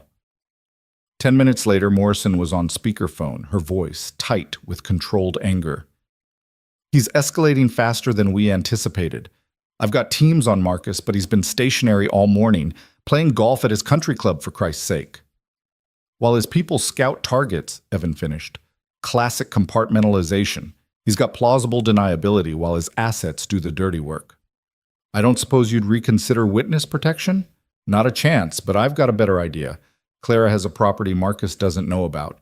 We move everyone there tonight. Let Marcus waste resources watching empty locations. Morrison was quiet for a moment. You're talking about going dark. No official protection, no backup if things go sideways. I'm talking about controlling the battlefield instead of letting Marcus choose it. You can keep teams on his known addresses, maintain the appearance of surveillance, but the real target, Clara and her testimony, will be somewhere safe. And if Marcus figures it out, if he finds you, then he finds someone ready for him. Evan's voice was cold. Your way, Morrison. Clara's a sitting duck with a security blanket that might not be thick enough. My way, she's a hardened target with someone who knows how to handle threats. Your way could also end with dead civilians and me explaining to my superiors why I let a civilian contractor run an off-books protection detail. I was never a contractor. I was a soldier. There's a difference. Not to the review board, there isn't. But Morrison's tone had shifted, moving from opposition to consideration. If I agree to this, and that's a big if, I need certain conditions met. Daily check-ins. Exact location, in case we need to extract you. And at the first sign of trouble, you call us. No cowboy shit. Understood? Understood. I'm serious, Turner. You might have been some kind of superhero back in your Echo Division days, but this is civilian law enforcement. We have rules, procedures. You can't just— Agent Morrison, Evan interrupted. With respect, your rules and procedures almost got Clara killed last night. She called 911. She followed the protocol. And by the time your officers arrived, she'd have been dead if I hadn't been there. So yeah, I'll check in daily. I'll keep you informed. But when Marcus's people come, and they will come, I'm going to stop them using whatever means necessary. If that's not acceptable, then protect Clara your way, and I'll take my chances with Sophie on my own. Silence stretched across the line. Finally, Morrison sighed. I could lose my job for this. But Clara and Lila will be alive. Seems like a fair trade. Where's this beach house? I'll text you the coordinates after we're secure. Not before. Jesus Christ, you really don't trust anyone, do you? I trusted my team in Istanbul. Half of them died anyway. So no, Agent Morrison, I don't trust easily anymore. Another pause. Fine. We do this your way. But Turner, you're responsible for those lives now. If something happens to Clara or her daughter, it won't. After he hung up, Evan spent the afternoon preparing. He had a go bag already packed, but now he expanded it. More ammunition for the pistol he'd kept hidden for years, more medical supplies, more cash. He called in favors from old contacts, people who'd served with him or adjacent to him, people who understood the need for discretion. A new vehicle was delivered at 5 p.m., a nondescript panel van with commercial plates and a false compartment in the floor. The man who delivered it, a grizzled former Marine named Kowalski, didn't ask questions, Just handed over the keys and a piece of paper with the location of a storage unit. Weapons cache, Kowalski said quietly. Not pretty, but functional. Everything's clean, can't be traced. You didn't get this from me. Never saw you before in my life. Kowalski grinned. Heard you were back in the game. Glad someone's looking out for the good guys again. You need backup, you call. Me and some of the old crew, we'd ride into hell for Echo. Appreciate it. Hope it doesn't come to that. Yeah, well, hope ain't a strategy. Watch your six, Turner. After Kowalski left, Evan sat Sophie down for a serious talk. She listened quietly as he explained they were going to stay with Clara and Lila for a while, that it might feel like hiding, but it was really about being smart, about not letting the bad men find them. I'm scared, Sophie admitted, but not because of the bad men, because you have that look again. The one that means you think something really bad might happen. Something bad might happen, Evan said honestly, but Sophie, I need you to trust me. Everything I'm doing, everything I've ever done, it's all been to keep you safe. You're my whole world, kiddo. Nothing matters more than you. I know, Daddy. She hugged him tight. That's why I'm not really scared, because you're the best at keeping people safe. That's your superpower. If only it were that simple, Evan thought. If only being good at violence meant being good at preventing it. Midnight came with a cold wind that promised rain. Evan loaded the van with their supplies, checked and rechecked his weapons, then made one final sweep of the apartment. He was leaving behind most of their life, photos, Sophie's toys, the accumulated debris of normal existence. But that could be replaced. Lives couldn't. At 12:15, they slipped out through the service entrance, avoiding the main lobby where the guards were stationed. Evan had explained his plan to Officer Ramirez, who hadn't liked it but understood the logic. She'd keep the detail in place, maintaining the illusion that the apartment was still occupied. The drive to the hospital was tense. Every set of headlights potentially hostile, every vehicle that followed them for more than 2 blocks a threat. But they arrived without incident. Clara and Lila were waiting in the service bay, both wearing dark clothes, looking like refugees from their own lives. Loading them into the van took less than 2 minutes. Evan had already disabled the hospital's external cameras with a discreet signal jammer, another Echo Division trick that Morrison definitely wouldn't approve of if she knew. Everyone in? He asked. Go, Clara confirmed, buckling Lila in next to Sophie. Evan pulled out slowly, lights off, until they were clear of the hospital grounds. Behind them, the city sprawled like a dying beast, all neon and shadow. Ahead lay the highway north, the beach house, and whatever came after. This was it, the point of no return. Once they disappeared, Marcus would know he'd been outmaneuvered. He'd escalate, get desperate, and desperate men made mistakes. Evan was counting on it. Because the thing about being Echo, about being the kind of weapon the military designed for impossible situations, you didn't just react to threats, you shaped the battlefield. You created conditions where your enemy's strengths became weaknesses. Marcus Lane had money, connections, resources. But he also had ego, had a need to be in control, and when things spun out of his control, he'd overreach, push too hard, expose himself. All Evan had to do was survive long enough to let that happen. He glanced in the rearview mirror. Sophie and Lila had fallen asleep against each other, exhausted by fear and adrenaline. Clara was awake, staring out the window, one hand absently touching her bruised ribs. Thank you, she said quietly, for all of this, for not walking away. Ask me again when this is over. You might not be thanking me then. Why not? Because staying close to me, it's like standing in a lightning strike zone. Sooner or later, the storm finds you. Clara turned to look at him, her expression unreadable in the darkness. Maybe I'm tired of running from storms. Maybe it's time to face them head on. That's the fear talking. Wait until you've actually been in a firefight. See if you feel the same way. You think Marcus will actually come himself? Or just send more hired thugs? Depends how desperate he gets. Right now he thinks he's untouchable.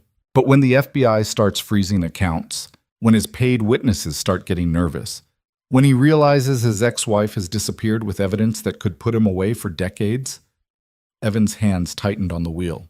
Then he'll come. And he'll bring everything he's got. Will we be ready? Evan thought about the weapons cache Kowalski had provided. about the beach house's security system, about his own skills honed by years of the most brutal training the military could devise. "We'll have to be," he said simply. The highway stretched ahead, empty and dark. 2 hours to the coast, 2 hours until they disappeared from Marcus Lane's radar, 2 hours to prepare for the war that was coming. In the back of the van, Sophie murmured something in her sleep. Evan couldn't make out the words, but he heard the tone, peaceful, trusting, safe. He'd do whatever it took to keep her that way, whatever it cost, whatever lines he had to cross, because that's what guardians did. They stood between the innocent and the dark. They held the line when everyone else ran. They became the monsters so that others didn't have to. Echo Division had taught him that. Istanbul had burned it into his soul. And tonight, as he drove 4 lives toward uncertain safety, Evan Turner accepted what he'd been running from for a decade. He was never going to be just an electronics repairman, never going to be just a regular dad with a regular life. He was Echo. He was the guardian. He was the man who ran toward gunfire while others ran away. And Marcus Lane was about to learn what happened when you threatened the people a man like that chose to protect. The rain started as they crossed the county line, drops spattering against the windshield like omens. Evan turned on the wipers and drove on into the storm, carrying his precious cargo toward whatever dawn would bring. Behind them, the city lights faded into memory. Ahead lay only darkness and the promise of violence. And somewhere in between, Evan Turner prepared to become what he'd always been, a weapon pointed at those who preyed on the innocent. The storm was coming. Let it come. He was ready. The beach house materialized from the darkness like a fortress carved from wood and glass. 3 stories of weathered cedar siding rose against the night sky, perched on stilts that elevated it above the dunes. The access road had been exactly as Clara described, a single lane of cracked asphalt that wound through saltgrass and scrub pine, ending at a gate that required both a code and a physical key. Evan parked the van in the covered carport beneath the house, his eyes already cataloging defensive positions. Good elevation, clear sight lines in 3 directions, the ocean at their back. Only one approach by vehicle, which meant any assault would be channeled and predictable. The security system panel by the door blinked red, armed, and waiting. "Clara," he said quietly, not wanting to wake the girls. "Walk me through the security." She climbed out stiffly, her ribs clearly bothering her despite the painkillers. Motion sensors on all windows and doors. Cameras covering the driveway, beach access, and perimeter. Everything feeds to a monitoring station, but I have it set to alert my phone instead of a security company. Change that. Give me admin access. If Marcus has the resources we think he does, he might have contacts in private security firms. Evan was already moving around the structure, testing sight lines, checking for blind spots. The stilts are a problem. Someone could plant charges underneath, bring the whole thing down. You really think he'd go that far? I think desperate men do desperate things, and we're about to make him very desperate. Evan completed his circuit, his mind already working through countermeasures. We'll need motion sensors under the house, tripwires on the beach approach, and someone needs to be awake and armed at all times. Claire's expression shifted from exhaustion to something harder. You're talking about a siege. I'm talking about being prepared. There's a difference. Evan checked his watch, 2:40 a.m. Let's get the girls inside. I want everyone settled before dawn. Harder to track our arrival if nobody sees us in daylight. They carried Sophie and Lila up the external stairs, the girls barely stirring as they were deposited on a plush sectional in the living room. The interior was exactly what Evan had expected from Claire's background, expensive but tasteful, all natural materials and muted colors designed to complement the ocean view. Floor-to-ceiling windows dominated the eastern wall, currently reflecting their own tired faces back at them like ghosts. Those windows have to be covered, Evan said immediately. Sheer curtains aren't enough. We need blackout capability. There are hurricane shutters, metal, reinforced. I can show you the controls. Do it. While Clara demonstrated the shutter system, a series of motorized panels that descended with a quiet hum, Evan conducted a room-by-room sweep. 3 bedrooms upstairs, open-plan living space on the main floor, storage and utility areas below.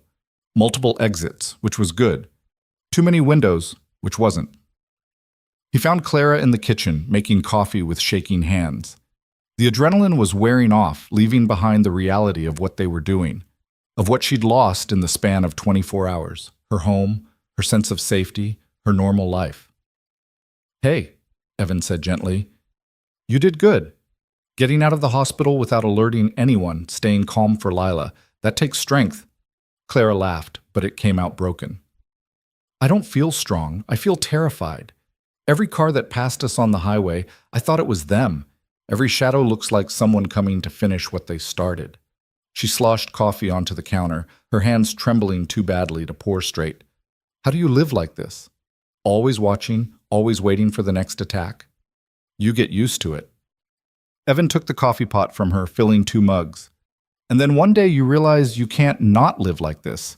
The hypervigilance becomes normal. Everywhere you go, you're counting exits, assessing threats, running scenarios. It's exhausting, but it's also what keeps you alive." "That sounds like hell." "It is." Evan handed her a mug. "But it's also why we're going to survive this. Because I've been living in that hell for 10 years, and I know how to navigate it." Clara wrapped both hands around the mug, seeking warmth. "Morrison called while you were checking the perimeter. She said they've frozen 3 of Marcus's accounts, about $40 million. His lawyers are already filing injunctions, but it'll take days to unfreeze the money." "Good. Financial pressure makes people sloppy." Evan sipped his coffee, the bitter heat cutting through his exhaustion. "What else?" "One of the men from the apartment, the wiry one with the knife, he's talking, gave up 2 other jobs Marcus hired him for. Assault, intimidation, 1 suspected arson. Morrison thinks they can build a conspiracy case. If the DA isn't compromised, she's looking into that, running financial forensics on Chambers, checking for any connection to Marcus beyond the daughter's medical bills." Clara set down her mug. "She also said you need to call her. Secure line." She didn't sound happy. Evan pulled out the burner phone and dialed. Morrison answered on the first ring. "Tell me you're somewhere defensible," she said without preamble. "Defensible enough. What's wrong?" "Marcus knows. He showed up at your apartment an hour ago with 6 men and a battering ram. Tried to force entry. Officer Ramirez stopped them, told him you'd relocated under police protection and she couldn't disclose the location. He went ballistic, started making threats, saying you'd kidnapped his wife and daughter." Evan's grip tightened on the phone. He's trying to spin this. Make himself the victim. It gets worse. He's filed a complaint with Internal Affairs, claiming you're a rogue vigilante who assaulted his employees and is now holding his family hostage. He's got 3 lawyers already preparing civil suits: false imprisonment, assault, emotional distress. And Turner? One of those lawyers is Gregory Haynes. Evan felt ice settle in his stomach. Haynes was legendary in legal circles, a fixer who specialized in making inconvenient problems disappear. Marcus is really pulling out all the stops. This isn't just about silencing Clara anymore. This is about destroying you. He's going after your custody of Sophie, filed an emergency motion claiming you're an unfit parent who's exposing his daughter to danger. Hearing is scheduled for tomorrow at 9 a.m. Can he do that? With Haynes? He can do anything. The man has judges in his pocket across 3 states. Morrison's voice was tight with anger. You need to bring Sophie back. Let Child Protective Services place her somewhere safe while this plays out. Absolutely not. The words came out harder than Evan intended. Sophie stays with me. Turner, be reasonable. If you don't show up tomorrow, the judge will rule in absentia. You'll lose custody by default. Then I guess I'm losing custody. Evan turned away from Clara, lowering his voice. I won't put Sophie in the system. Won't let her spend even one night with strangers, scared and alone, thinking I abandoned her. That's not happening. Even if it means losing her permanently? It won't be permanent. Once Marcus is behind bars, once the threat is neutralized, I'll fight whatever legal battles I need to fight. But right now, the safest place for Sophie is with me. Morrison was silent for a long moment. You're making this very difficult. I'm supposed to be building a case, not running interference for a fugitive custody battle. I'm not a fugitive. I've broken no laws. You're in violation of a police protection order. You've taken Clara and Lila from their designated secure location. And if that custody hearing goes the way I think it will, you'll be in violation of a court order too. Her sigh was heavy. I'm trying to help you, Turner, but you're not making it easy. Nobody ever said the right thing was easy. Evan watched through the kitchen window as the first hints of dawn began to gray the eastern horizon. How much time do we have before Marcus figures out where we are? Depends. If he's just using conventional resources, investigators, trackers, maybe 3 or 4 days. If he's got access to federal databases through his connections, could be hours. Morrison paused. There's one more thing. The guy who was casing your apartment this morning? We pulled surveillance footage from 3 other locations. The hospital, the coffee shop where you met Clara, and the body shop where you got the van. He was at all of them. Professional surveillance. Evan's mind raced. Which means he's been on us since last night. Could have tracking devices on the van.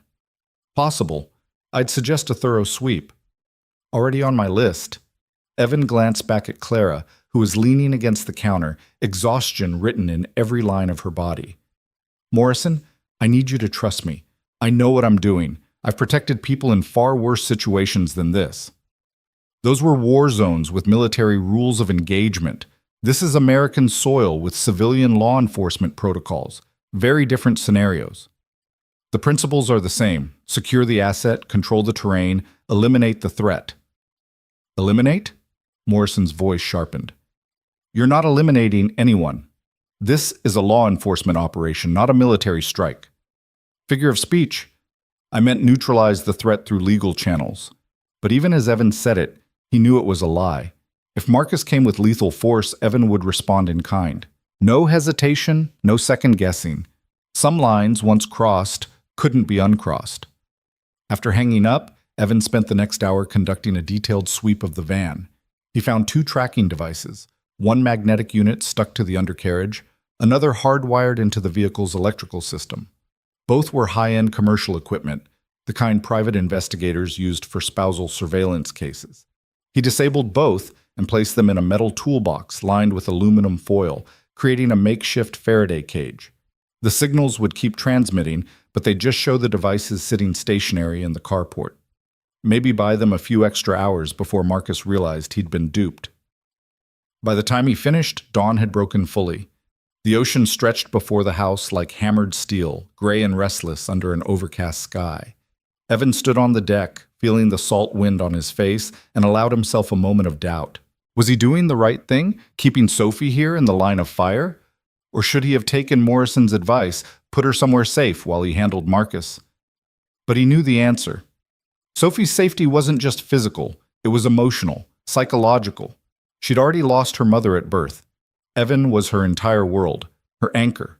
Separating them would shatter something fundamental in her, and no amount of physical safety would compensate for that trauma. No, they stayed together. Whatever came, they faced it as a family. Daddy? Evan turned. Sophie stood in the doorway, rubbing sleep from her eyes, her stuffed bear dangling from one hand. Hey kiddo, you're up early. Bad dream. She patted over and Evan scooped her up despite his aching ribs. Where are we? Beach house, remember? We're staying with Claire and Lila for a while. Sophie looked out at the ocean, her eyes widening. It's pretty. Can we go swimming? Maybe later. Right now we need to stay inside. It's safer that way. Because of the bad men looking for us. It wasn't a question. Sophie had accepted the new reality with the resilience that children sometimes showed, the ability to adapt when adults were still reeling. Are they going to find us? I hope not. But if they do, I'll keep you safe. You know that, right? I know. She rested her head against his shoulder. Daddy, are you scared? Evan thought about lying, about giving her the reassuring platitudes that adults offered children, but he'd promised never to lie to her about the big things. Yeah, he admitted quietly. Yeah, I'm scared. Not for me, but for you. The thought of something happening to you, that terrifies me more than anything. But you're the bravest person I know. Bravery isn't not being scared. It's being scared and doing what needs to be done anyway. Evan kissed the top of her head. And right now, what needs to be done is keeping you safe. So we stay here, we follow the rules, and we wait for the police to arrest the bad man. Okay? Okay. Sophie was quiet for a moment. Daddy, when this is over, can we go back to normal? You and me, our apartment, Mrs. Chen's cookies? Yeah, sweetheart. We'll go back to normal. Even as he said it, Evan knew it was another lie. Nothing would be normal after this. The mask had been ripped away, the careful facade of ordinary life shattered. Even if they survived, even if Marcus went to prison, the truth of what Evan was would follow them forever. But Sophie didn't need to know that yet. Let her have her hope, her belief in happy endings. Soon enough, she'd learn that life was more complicated than that. The morning passed in tense domesticity. Evan set up a security station in the living room, positioning a laptop to monitor the camera feeds. Clara made breakfast, pancakes that neither adult could stomach, but the girls devoured with syrup-sticky enthusiasm. Lila and Sophie bonded over shared trauma in the way only children could, their laughter a surreal counterpoint to the adults' quiet preparations for violence. Around 11, Evan's burner phone buzzed. Unknown number. He stepped outside to answer. Mr. Turner, the same smooth voice from before. Marcus Lane. We need to talk. Nothing to talk about. Wait for your trial. See, that's where you're wrong, because I've been doing some research on you. Evan Turner, formerly of Echo Division. Very impressive service record. Istanbul, Mogadishu, that mess in Kazakhstan that officially never happened. You were quite the operator. Evan said nothing, his mind already analyzing. How had Marcus accessed sealed military records? What kind of reach did this man have? But here's what's interesting, Marcus continued. Your team leader in Echo Division, Captain Michael Reeves, died in Istanbul under questionable circumstances. The official report said hostile fire, but the classified addendum, oh yes, I've read that too, suggests friendly fire, suggests that someone on the team panicked, shot blind, and killed their own captain. Evan's blood ran cold. You don't know what you're talking about. Don't I? Because there were rumors, whispers that it was you, Turner, that you froze up, got scared, and when the shooting started, you put 3 rounds into your own commanding officer. Marcus's voice was poisonous honey. Is that why Echo Division dissolved? Is that why you ran away to play electronics repairman? Guilt? Captain Reeves died because of a terrorist ambush. He died a hero. Maybe. Or maybe he died because his subordinate wasn't as good as everyone thought. Maybe you've been playing at being a protector, when really you're just a coward who got lucky. Marcus laughed. How's it feel, Turner? Knowing that my lawyers are going to dig all this up in court? Knowing that by the time we're done, everyone will see you for what you really are, a fraud who got good men killed. Evan's hand tightened on the phone until it creaked. You come after my service record, you're making a mistake. Everything I did was legally sanctioned and classified. Classifications can be lifted, seals can be broken. I've got 3 senators and a federal judge in my pocket, Turner. I can expose anything I want. Marcus's voice hardened. So here's my offer. You give me back my wife and daughter, you disappear, and I'll let you keep your precious reputation intact. Sophie will never have to know her father's a coward and a killer. Sophie knows exactly who I am. And Clara isn't yours anymore. She made that choice when she divorced you. Clara made the choice I allowed her to make. Everything in her life exists because I permitted it. Her career, her money, her freedom, all of it stems from my generosity. And I'm done being generous. The smooth mask slipped, revealing rage underneath. You have 24 hours to return them. After that, I stop playing nice. I'll come for you with everything I have. I'll destroy your reputation, take your daughter, and make sure Clara and Lila understand the price of betrayal. You're welcome to try. You really think you can protect them all? You're one man, Turner. I've got 50 people I can call. Ex-military, ex-cops, men who do wet work for the right price. You're outnumbered, outgunned, and out of your depth. 50 men. Evan's voice was ice. You know how many hostiles my team faced in Istanbul? 83. Know how many we put down? All of them.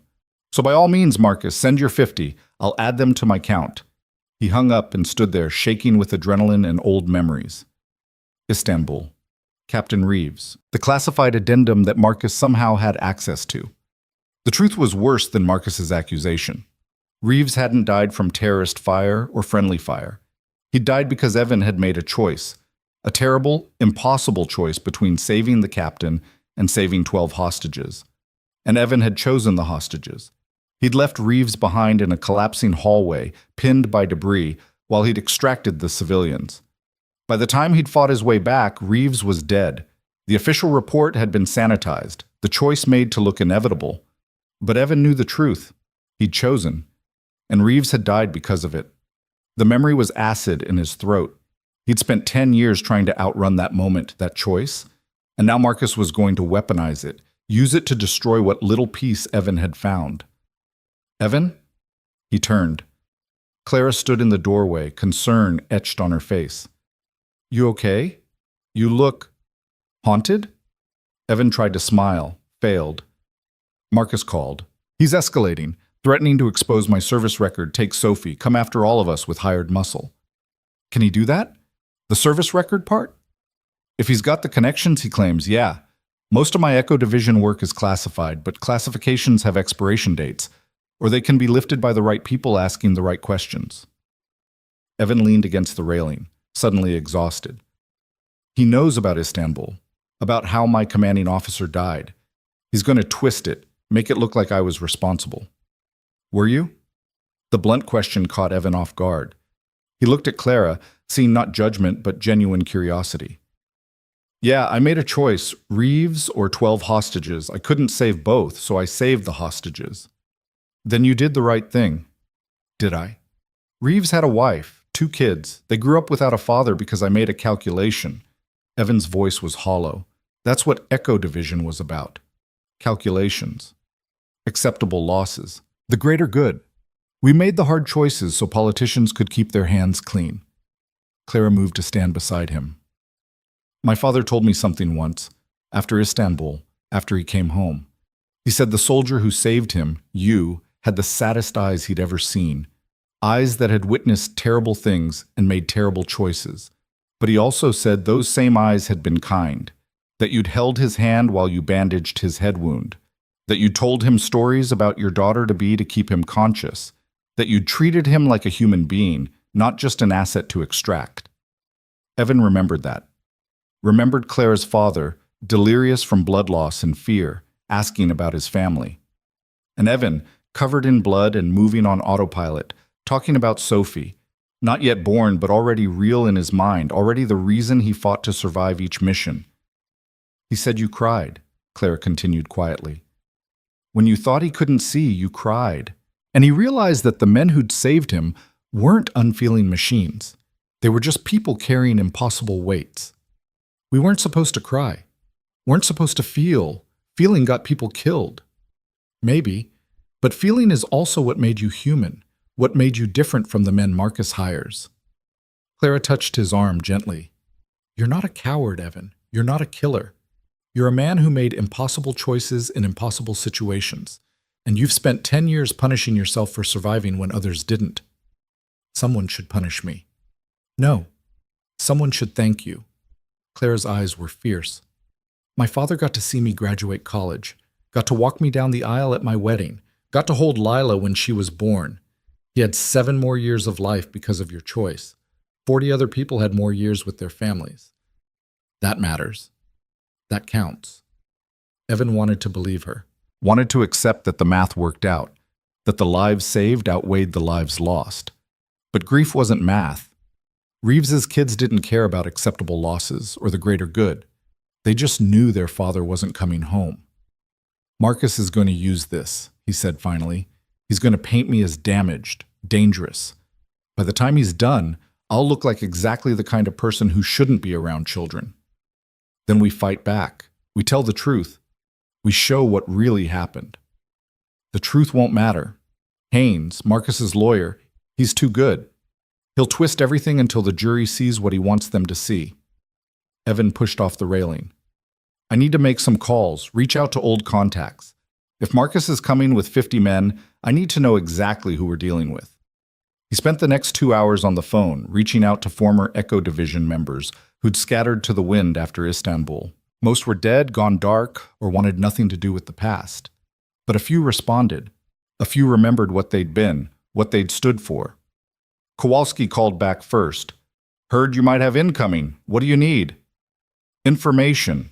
Marcus Lane is hiring muscle, ex-military, ex-law enforcement.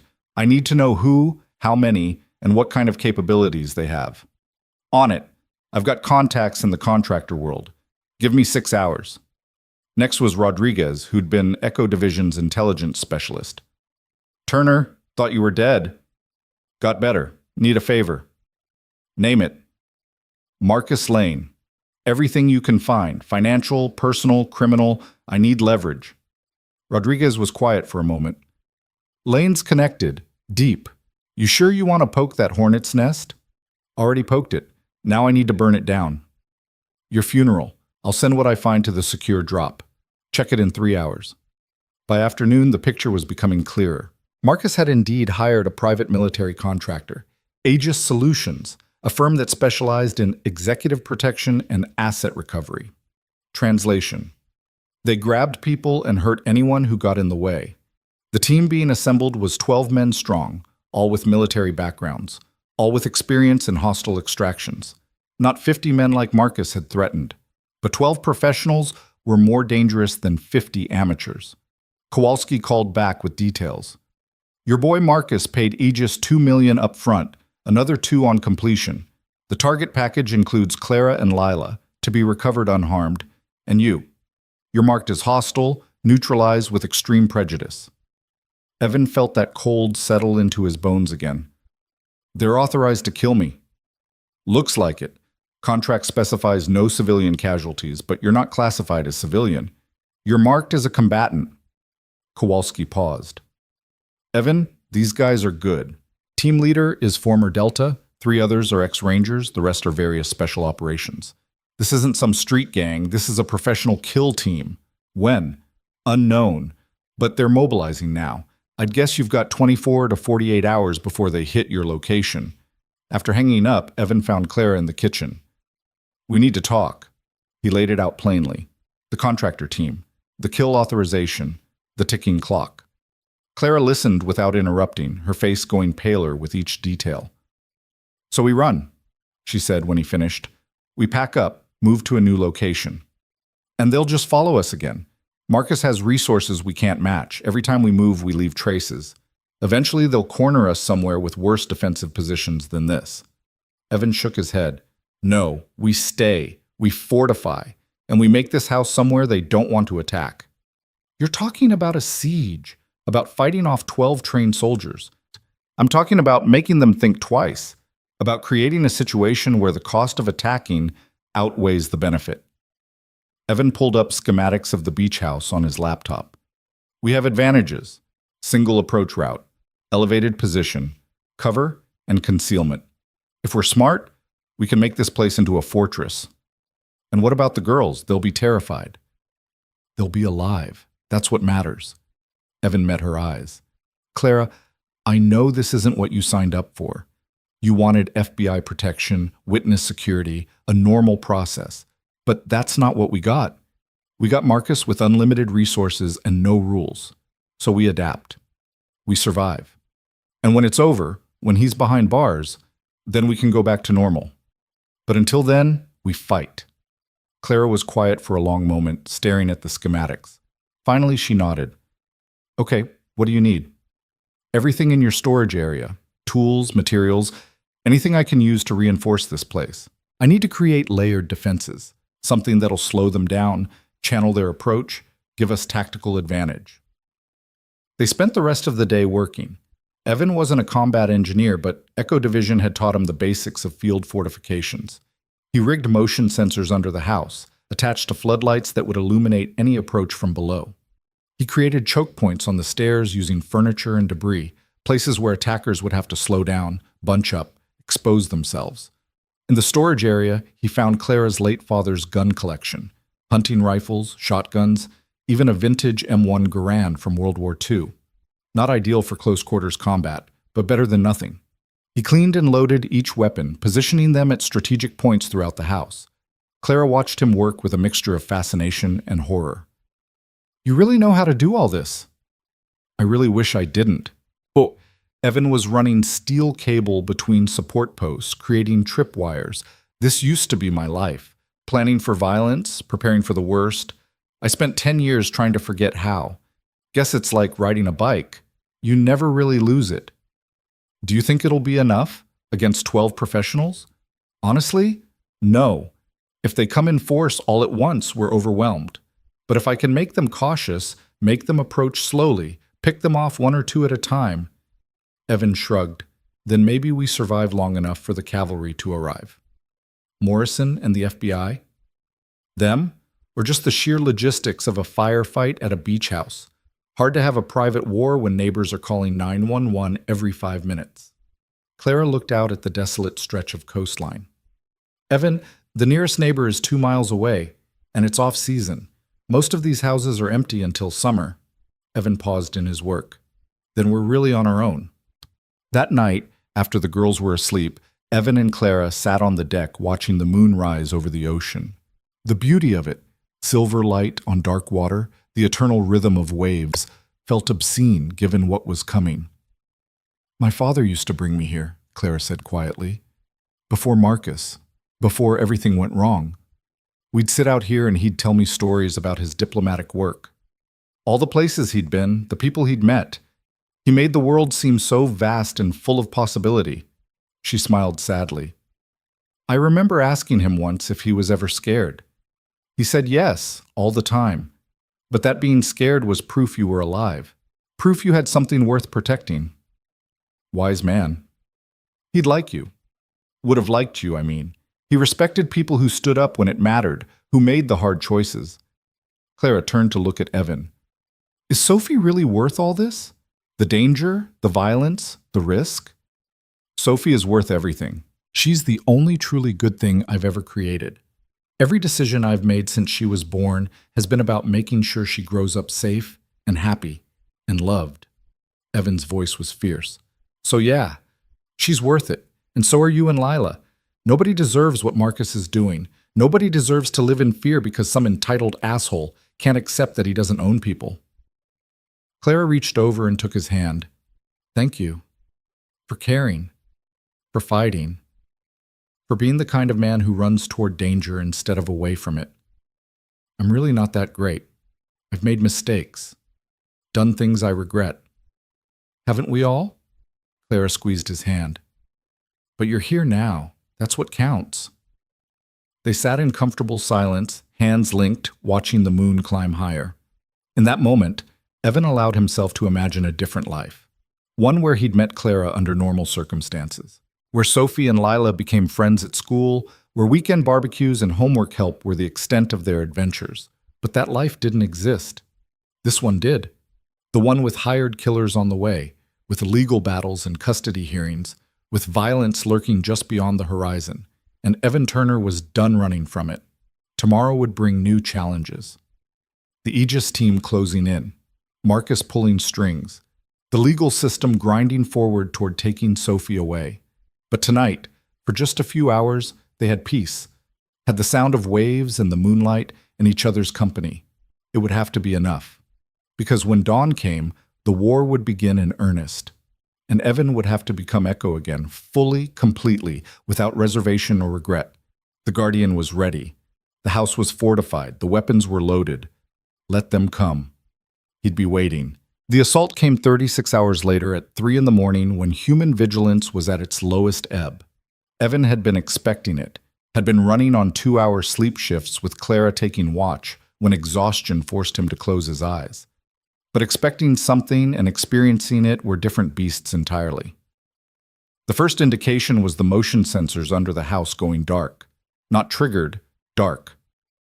Someone had cut the power feeds, which meant they'd already penetrated the perimeter, were already underneath them in the shadows between the stilts. Evan was moving before the alarm fully registered, rolling out of his makeshift bed in the living room and grabbing the AR-15 he'd kept within arm's reach. His mind was already 3 steps ahead, running through scenarios, calculating angles of attack. Clara, he hissed into the darkness. She was supposed to be on watch, positioned by the security monitors. Talk to me. All cameras just went to static. Her voice was tight with controlled fear. I've got nothing. We're blind. They cut the feeds. Professional work. Evan moved to the window, peering through a gap in the hurricane shutters. Outside, the night was ink black, the moon hidden behind clouds. Perfect conditions for an assault. Wake the girls. Get them to the safe room, now. They'd prepared for this. The master bedroom had a reinforced closet with its own lock, stocked with water and supplies. Not ideal, but better than leaving Sophie and Lila exposed. Clara disappeared up the stairs, and Evan heard the quiet sounds of her rousing the girls, keeping her voice calm despite the terror she must have been feeling. Good. Panic was contagious, especially with children. Stay calm, project confidence, make them believe everything would be okay even when you knew it might not be. Evan's burner phone buzzed. A text from Kowalski. Aegis team left staging area 2 hours ago. 6 vehicles, full tactical loadout. Sorry, man, tried to warn you sooner. 6 vehicles meant the full 12-man team plus support. They'd come in force, overwhelming superiority, textbook military operation. Evan was outnumbered, outgunned, and about to face men whose training rivaled his own.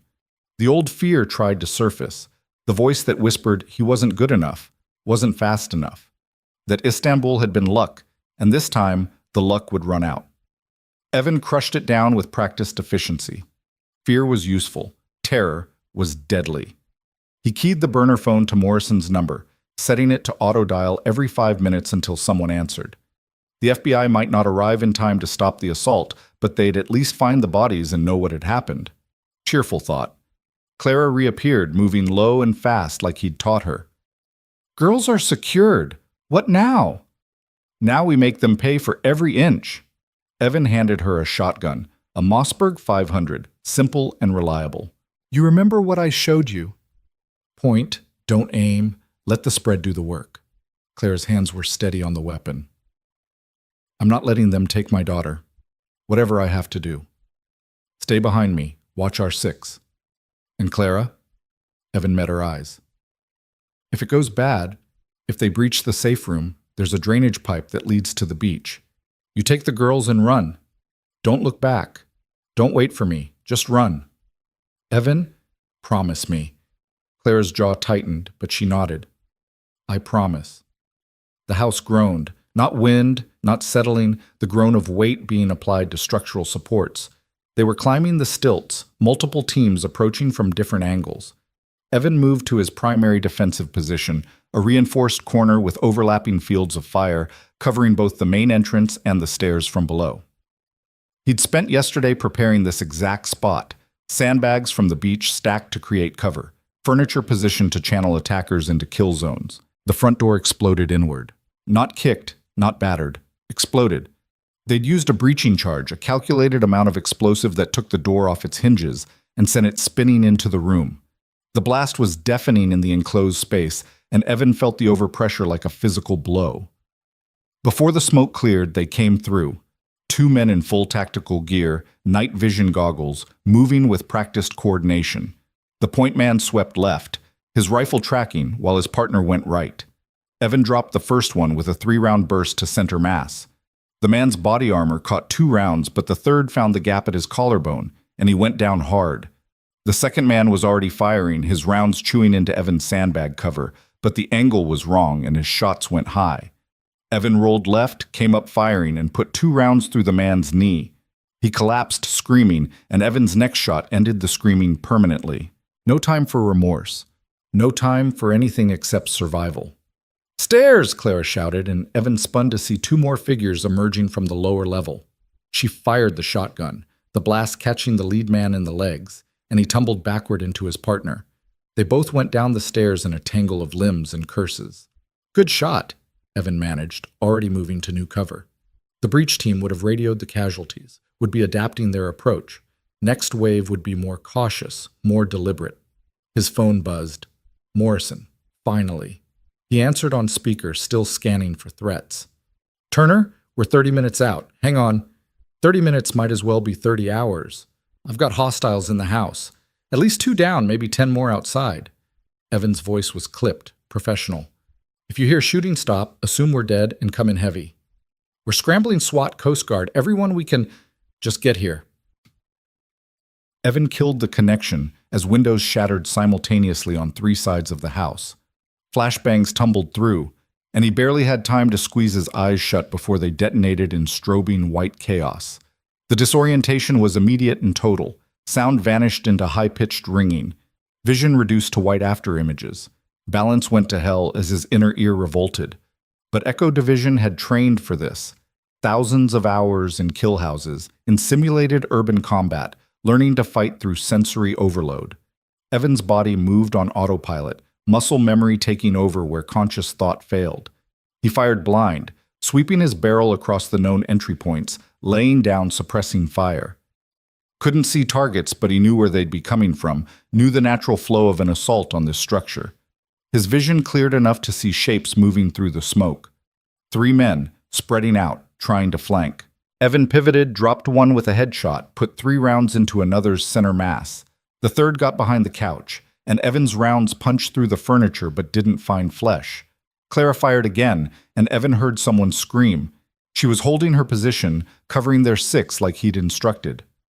Good. They might actually survive this. Then the ceiling above him exploded. Not explosive, not breach charge, just the sudden catastrophic failure of drywall and timber as 2 men dropped through from the 2nd floor, having cut their way through from above. Evan hadn't planned for that, hadn't considered they'd go vertical. Mistake, potentially fatal. He tried to bring his rifle around, but one of the men was already on him, had been falling with purpose and training, and they hit the ground together in a tangle. The rifle went flying. Evan's ribs, still injured from 2 nights ago, screamed protest. The man on top of him was huge, easily 240, and he was going for Evan's throat with hands that felt like steel bands. Evan tucked his chin, protecting his airway, and drove his thumb into the man's eye socket. The grip loosened fractionally, and Evan used the opening to get a hand free, fished the folding knife from his pocket. The blade snapped open. Evan drove it up under the man's jaw, through soft tissue and into his brain.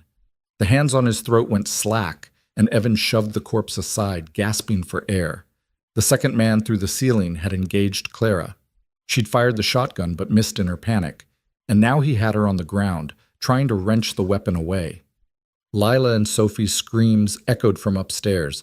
The girls had heard the fighting, were terrified. Evan couldn't reach his rifle.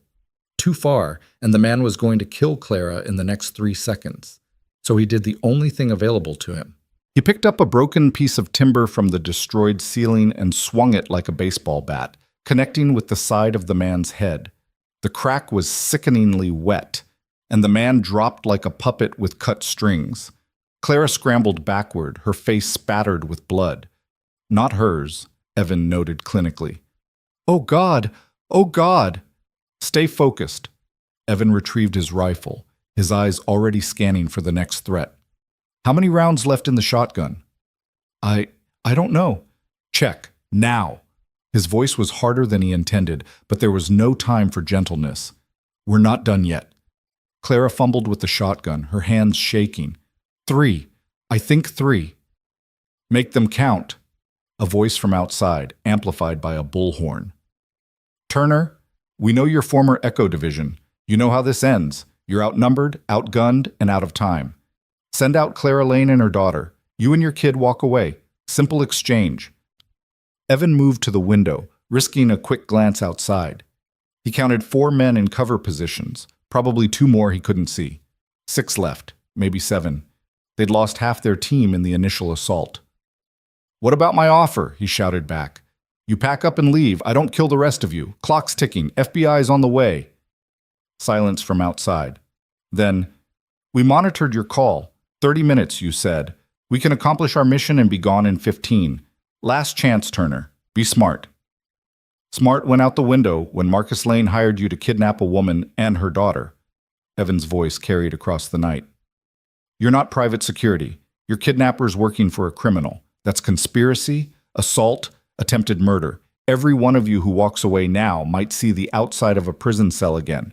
But you keep pushing, you're all going down." More silence. They were conferring, weighing options. Evan used the time to reload, to assess their situation. 4 confirmed kills. Possibly 5 if the guy who took the timber to the head didn't get up. Maybe 7 hostiles remaining. Ammunition running low.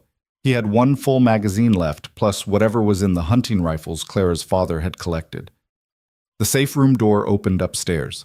Sophie appeared at the railing, her face streaked with tears. "Daddy?" "Get back inside!" Evan's command came out harsher than intended, born of fear. Sophie flinched, and he saw her face crumple. "Sophie, please. Get back in the safe room and lock the door. Please, baby." She disappeared, and Evan heard the lock click. Good. Better she hate him for being harsh than die because she was exposed. Clara touched his arm.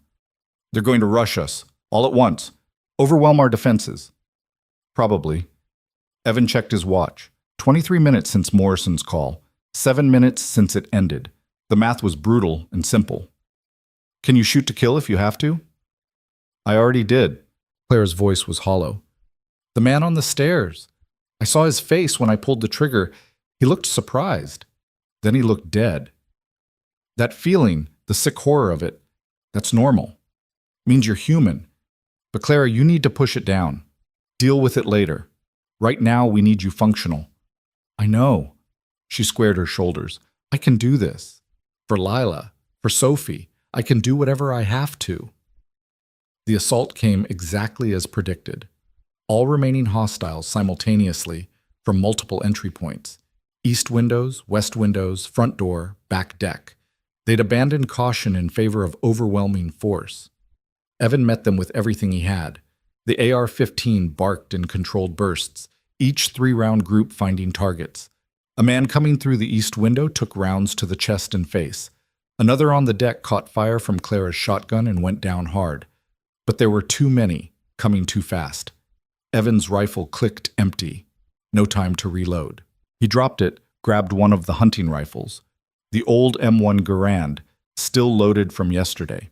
The action was stiff, the trigger pull heavy compared to modern weapons, but it worked.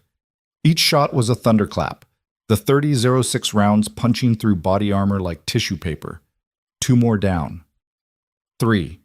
But they were inside now, spreading through the house, and Evan couldn't cover every angle.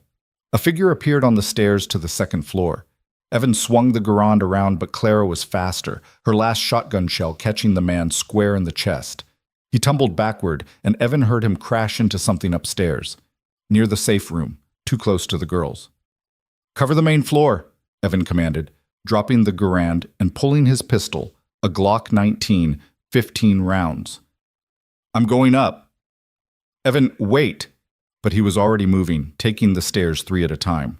His ribs were agony, his shoulder screaming, but none of that mattered. What mattered was the safe room door, currently closed and locked, and the body lying in front of it. The man Clara had shot was still alive, gasping, trying to key his radio. Evan kicked the radio away and pressed his pistol to the man's head. "How many left?" The man's eyes were glazing.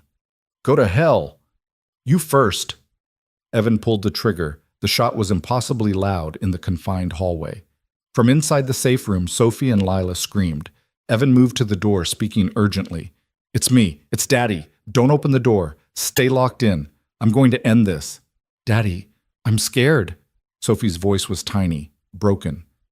"I know, baby. I know. Just stay quiet and stay hidden. This'll be over soon, I promise." He moved back toward the stairs, and that's when he saw him. The team leader, the former Delta operator Kowalski had mentioned. Tall, controlled, moving with the kind of precision that came from 1,000 combat drops. He had Clara on her knees, his pistol pressed to the back of her head. "Drop it," the man said calmly, "or she dies." Evan froze, his pistol still raised but not aimed. "You kill her, you lose your payday. Marcus wants her alive. Marcus wants her compliant. Bullet in the leg accomplishes that just fine." The man's eyes were cold, professional. "You're good, Turner. Better than I expected. But it's over. My men are down, FBI's probably 5 minutes out, and this whole thing's gone to shit. So here's the play. You drop your weapon. I take Clara. You and your kid go free. Simple." Nothing simple with Marcus Lane. True. But right now, I'm your best option. Because if you don't drop that gun in the next 3 seconds, I'm going to shoot her just to spite you for killing my team. The man's finger tightened on the trigger. 1. Evan's mind raced through options. He could shoot, but from this angle, through Clara, with her head in the way, risky at best, fatal to her at worst. He could rush, but 10 feet was too far. He'd never close the distance before the shot. 2. Or he could trust. could believe that this man, this professional, would honor his word, that once Evan was disarmed, Clara would walk out alive. But Evan had been in this business too long to believe in honor among killers. 3. Evan fired. Not at the man. At the floor between Clara and her captor, close enough that the ricochet and splinters made the man flinch, made him jerk backward fractionally. Clara dropped flat, and Evan's second shot took the man in the throat. He staggered, his pistol discharging into the ceiling, and Evan's third and fourth shots finished what the first had started. The team leader collapsed, and sudden silence filled the house. Not peace, just the absence of gunfire, of shouting, of chaos. The kind of silence that came after battles, heavy with the weight of what had been done. Evan helped Clara to her feet. She was shaking violently, her teeth chattering despite the warm night. You could have hit me. I know, I'm sorry. It was the only play. Evan was shaking too, adrenaline crash hitting hard. Are you hurt? No, yes, I don't know. Clara looked around at the carnage, bodies sprawled across her beautiful beach house, blood soaking into expensive carpets, the smell of cordite and death thick in the air. Oh God, what did we do? We survived. Evan moved through the house, checking each body, making sure no one was playing dead, no one was calling for backup. 12 men had come for them. 12 men weren't leaving. The math was brutal, necessary, but brutal nonetheless. Sirens wailed in the distance, growing closer. The cavalry was finally arriving, too late to help, but in time to clean up the mess. Evan moved to the safe room door, knocked gently. Sophie, Lila, it's over. You can come out now. The lock clicked. The door opened. 2 little girls stood there, faces pale, eyes wide with trauma that would take years to process. Sophie looked at him, at the blood on his clothes, the gun in his hand, the bodies visible down the hallway, and something in her expression broke Evan's heart. She looked at him like he was a stranger, like he was something to fear. Daddy? Her voice was so small. Did you kill all those people? Evan wanted to lie, wanted to say no, wanted to protect her from the truth of what he was, what he'd done. But he'd promised never to lie about the big things. Yeah, sweetheart, I did. To protect you and Lila and Clara. I'm sorry you had to see this. Sophie didn't run to him like she usually did. Didn't rush into his arms seeking comfort. She just stood there, processing, trying to reconcile the father she knew with the killer she'd just witnessed. Lila broke first, running to Clara and burying her face in her mother's legs. Clara sank down, holding her daughter, murmuring reassurances that probably rang hollow given the scene around them. But Sophie just stared at Evan, and he saw the exact moment when childhood innocence died in her eyes. The moment when she understood, truly understood, that the world was darker and more violent than she'd ever imagined, and that her father was part of that darkness. I had to, Evan said, hating how inadequate the words were. Sophie, I had to keep you safe. I know. 2 small words, but they carried the weight of understanding, of acceptance, of loss. I know, Daddy. The first FBI vehicles roared up the access road, their lights strobing through the windows. Morrison's voice on a bullhorn, commanding everyone to come out with their hands up. Evan set his pistol down carefully, raised his hands, and walked toward the door. Behind him, Clara was gathering Lila, preparing to face the questions, the investigation, the aftermath. And Sophie stood in the safe room doorway, her bear clutched to her chest, watching her father walk toward federal agents with his hands raised like a criminal. Because that's what he looked like, what the scene looked like. 12 dead bodies, 1 man standing, and a story that would sound insane when told in the harsh light of day. The agents swarmed in, guns drawn, shouting commands. Evan complied with everything, moving slowly, staying calm, projecting no threat. They cuffed him anyway. Procedure, necessary, he understood. They cleared the house room by room, their professional calm fracturing when they saw the carnage. Morrison appeared, her face pale in the harsh LED lights the agents had set up. She looked at Evan, at Clara, at the bodies, and her expression cycled through shock, anger, and something that might have been respect. Jesus Christ, Turner. She moved closer, lowering her voice. What the hell happened here? 12-man contractor team. Aegis Solutions, hired by Marcus Lane. They came to extract Clara and Lila, Kill me. We defended ourselves. Evan's voice was flat, emotionless. The post-combat shutdown was kicking in, his mind protecting itself from what he'd done. It's all on the security footage. Everything's documented. The cameras were dead. I have a backup system, local storage, hidden. It's all there. Evan met her eyes. This was self-defense. They breached, we responded. Clean shoot. Morrison studied him for a long moment. Turner, there are 12 dead men in this house. 12. And you're standing here without a scratch. That doesn't look like self-defense. That looks like a massacre. Then look at the footage. Look at the evidence.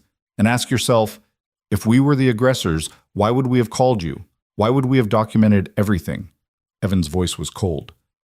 We did what we had to do to survive. Nothing more, nothing less. This is going to be a nightmare to investigate. A legal shitstorm. Morrison shook her head. But you're right. You called us. You tried to get help. And they came armed for war. She signaled to the agents. Uncuff him. He's a witness, not a suspect.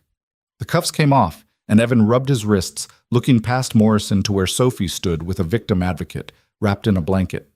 She was staring at him, and Evan couldn't read her expression, couldn't tell if she was traumatized, terrified, or just processing. I need to talk to my daughter. Not yet. We need statements from everyone, separately, standard protocol.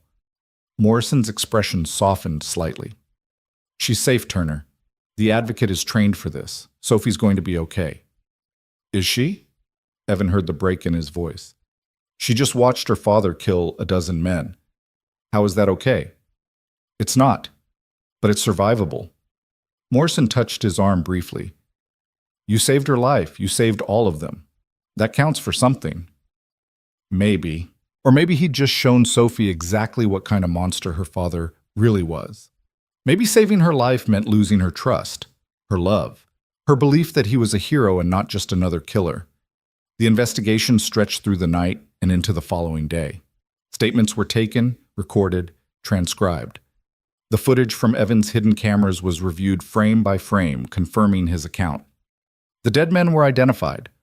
All contractors with Aegis Solutions, all with military backgrounds, all carrying weapons and equipment consistent with a tactical assault. By noon, the preliminary determination was made, justifiable homicide in defense of self and others. There would be a grand jury review, formal legal proceedings, but Morrison assured Evan the evidence was overwhelmingly in his favor. Marcus is going to claim you murdered his employees, she warned. His lawyers are already spinning this as a massacre, saying you lured those men into a trap. Let them spin. The evidence tells the truth. Evidence can be interpreted different ways. And Marcus has Haynes, remember? That man can convince a jury that up is down and black is white. Morrison pulled out her tablet, showing him news footage. It's already hitting the media. Beach House Massacre is trending. You're being painted as either a hero or a psychopath, depending on which channel you watch. Evan looked at the screen, seeing his own face. A photo from his military days, much younger, still believing in simple things like right and wrong. I don't care about the media. I care about Sophie. Sophie is with her advocate and a child psychologist. They're assessing her mental state, determining what kind of support she'll need. Morrison hesitated. Turner, I have to tell you something. The custody hearing? It went forward this morning. You didn't appear, and the judge ruled in Marcus's favor by default. He's been granted emergency custody of Sophie pending a full evaluation. The words hit Evan like a physical blow. What? Marcus's lawyers argued that you're a danger to your daughter, that you exposed her to violence, trauma, psychological harm. And given what happened last night, Morrison looked genuinely sympathetic. The judge didn't have much choice. You weren't there to contest it. The evidence presented made you look unstable. I was being shot at, Evan's voice rose. I was protecting her from the men Marcus sent. I know. And we're already filing an emergency motion to reverse the custody order. But Turner, it's going to take time, days, maybe weeks. And until then, Sophie goes into the system. Foster care, probably. Maybe with Mrs. Chen from your building if she passes the background check. No. The word came out quiet, deadly. No, that's not happening. Sophie stays with me. You don't have a choice. The court order is binding. Morrison's expression hardened. And if you run, if you take Sophie and disappear, you'll be a fugitive. Everything you've done to protect her becomes meaningless because you'll have proven Marcus right, that you're dangerous, unstable, unfit. Evan wanted to argue, to fight, to grab Sophie and run until they found somewhere safe. But Morrison was right. Running would just confirm every accusation Marcus had made, would turn him from a victim defending his family into a criminal kidnapping his own daughter. How long? He asked quietly. How long until the motion is heard? 3 days minimum, maybe 5. Morrison's voice was gentle. I'm sorry, Turner. I know this isn't fair, but the law is the law. We have to trust the system. The system just gave my daughter to the man who tried to have us killed. No, the system put your daughter in protective custody while it sorts out a complicated situation. There's a difference. Morrison stood. Go see Sophie. You've got an hour before child services arrives. Make it count. The hour passed in a blur of tears and desperate reassurances. Sophie clung to him, and Evan held her like she was the only solid thing in a dissolving world. He told her he loved her, that this was temporary, that he'd fix everything. He lied and told her it would all be okay. And Sophie, wise beyond her years, looked at him with those knowing eyes and said, It's okay, Daddy. I know you did what you had to do. I'm not scared of you. I'm just scared. Of what, baby? That they'll take you away. That I'll lose you like I lost Mommy. Her small hands gripped his shirt. Promise you won't go away. Promise you'll come back for me. Evan made a promise he wasn't sure he could keep. I promise, Sophie. No matter what happens, no matter how long it takes, I will come back for you. Always. When child services arrived, when they gently pried Sophie's hands from his shirt, when she was led away sobbing and looking back over her shoulder, that was when something inside Evan Turner finally shattered completely. He'd survived Echo Division. He'd survived Istanbul. He'd survived a dozen firefights and impossible odds. But watching his daughter being taken from him, knowing he was powerless to stop it, knowing that Marcus Lane had won this battle even while losing the war, that broke him in ways that bullets never could. Clara found him on the deck an hour later, staring at the ocean with dead eyes. Evan? She's gone. They took her. His voice was hollow. I killed 12 men to protect her, and they took her anyway. Clara sat beside him. Morrison says it's temporary, that we'll get her back. Maybe. Or maybe the judge looks at what happened and decides, I'm too dangerous, too violent, too damaged. Evan's laugh was bitter. Maybe they're right. Maybe Sophie's better off without me. Don't say that. Don't you dare say that. Claire's voice was fierce. Sophie loves you. She needs you. And yes, what happened last night was traumatic. But you saved her life. You saved all of us. That matters. Does it? Because from where I'm sitting, it looks like everything I've done has just made things worse. Evan closed his eyes. I should have run when I had the chance. Taken Sophie and disappeared. We'd be in Canada or Mexico by now, starting over, and she'd still be with me. And you'd be a fugitive. Sophie would grow up knowing her father was running from the law. Is that really better? Evan didn't have an answer for that. Maybe it was. Maybe not. All he knew was that his daughter was gone, taken by a system that was supposed to protect her, and the man responsible for all of it, Marcus Lane, was still free. His phone buzzed.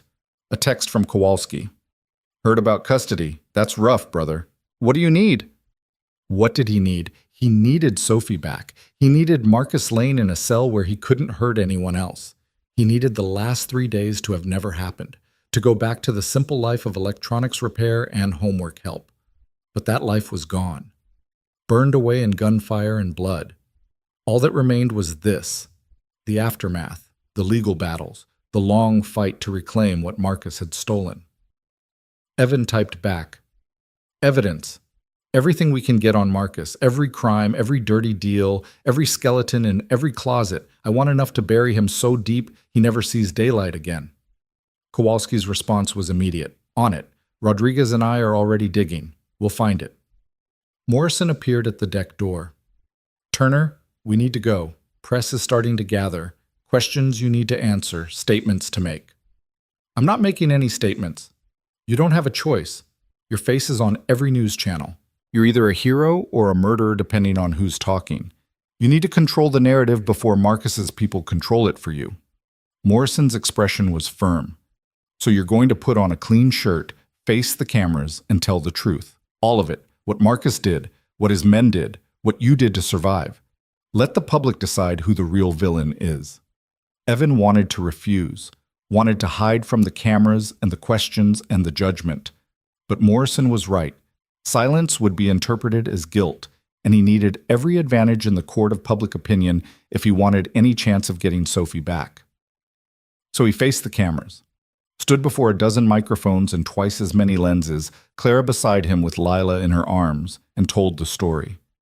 The attack on Clara, the threats against Sophie, the contractors sent to kidnap and kill. He laid it out clinically, emotionlessly, the way he'd once briefed missions. The questions came fast and brutal. Did he regret killing 12 men? No, he regretted that they'd forced him to. Would he do it again? In a heartbeat, to protect his daughter. What did he want the public to know? That Marcus Lane was a criminal who used wealth and connections to abuse people, and that the system designed to stop men like him had failed. It was raw, honest, probably too honest for Morrison's comfort. But Evan was done with calculations and careful politics. Sophie was gone. His life was in ruins. The only thing left was the truth, and maybe, just maybe, the truth would be enough. The press conference ended, and Evan retreated back into the beach house, now a crime scene being processed by forensics teams. Every surface was dusted, every bullet hole photographed, every drop of blood cataloged. His fortress had become a museum to violence, and he couldn't stand being there. Clara, I need to get out of here. Where will you go? Good question. His apartment wasn't safe. The beach house was a crime scene. He had nowhere that wasn't tainted by Marcus's reach or the memories of what had happened. I don't know. Hotel, maybe. Somewhere quiet where I can think. Clara's hand found his. Stay with us. Morrison arranged a safe house, FBI protection, actual federal agents instead of just local police. You, me, Lila, will wait this out together. Sophie should be there too. She will be. Soon. We'll get her back, Evan. I promise. He wanted to believe her. Wanted to think that the system would work, that justice would prevail, that everything would return to some version of normal. But he'd seen too much, lived through too many failures of systems and institutions, to have faith anymore. All he had was determination. The bone-deep knowledge that he would not stop, would not quit, would not rest until Sophie was home safe and Marcus Lane was destroyed completely and permanently. The war was far from over. Marcus still had his freedom, his money, his connections. He'd lost 12 men, but he could hire 12 more. Could hire 100 more. The man's resources were effectively unlimited, but so was Evan's determination. And that, in the end, might be the only advantage he needed. He followed Clara to the FBI vehicle waiting outside, leaving behind the beach house and its ghosts. Ahead lay legal battles and political maneuvering, testimony and hearings, and the grinding wheels of justice. But somewhere in all that noise and chaos, there was a path that led back to Sophie. And Evan Turner would walk that path, no matter what it cost, no matter what he had to become. The Guardian had paid the price in blood. Now he'd pay it in patience, in persistence, in the slow, suffocating work of destroying Marcus Lane from the inside out. Let them take his daughter for now. Let them think they'd won. Because when the dust finally settled, when all the legal maneuvering was done, Marcus Lane was going to learn what Echo Division had taught Evan so long ago. Some battles were won with bullets, others were won with time, evidence, and absolute refusal to surrender. And Evan Turner had never surrendered in his life. He wasn't about to start now. The FBI's safe house was a nondescript ranch home in a suburb 40 miles from the city, the kind of place where neighbors minded their own business, and surveillance cameras were considered paranoid overkill. Evan hated it on sight. Too many blind spots, too many approaches, residential density that made defensive planning a nightmare. But Clara and Lila needed protection, and his personal preferences didn't factor into the equation anymore. The first 3 days without Sophie were the longest of Evan's life. He called Mrs. Chen twice daily, who'd passed the background check and taken temporary custody. The older woman assured him Sophie was eating, sleeping, going to school, but there was something in her voice, a careful neutrality that suggested things weren't as simple as she made them sound. "She asks about you constantly," Mrs. Chen finally admitted on the fourth day. "Wants to know when you're coming home. I tell her soon, but Mr. Turner, she cries herself to sleep every night. That child needs her father." "I'm working on it," Evan said, his throat tight. "Tell her I love her. Tell her every day, please." "I do. But it would mean more coming from you." Except Evan wasn't allowed direct contact. Court order, pending the custody evaluation. Any communication had to go through approved channels, supervised visits only, and those were still being arranged.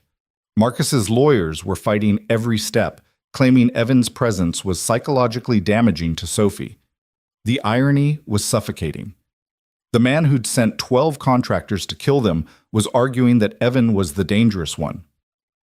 Rodriguez delivered the first major breakthrough on day 5. He arrived at the safe house with a laptop and the kind of expression that suggested he'd found something big. "Marcus Lane is dirty in ways I didn't think were possible," Rodriguez said, spreading files across the dining table. "Money laundering through shell companies in the Caymans, bribes to 3 city councilmen, payments to judges, including District Attorney Chambers just like Clara suspected. But that's not the good part." Evan leaned forward. "What's the good part?" "The good part is that Marcus got sloppy 6 months ago, had a business partner who wanted out of their arrangement. Guy named Vincent Caruso ran logistics for Marcus's various enterprises. Caruso tried to leave, threatened to go to the feds if Marcus didn't let him walk with his share of the profits."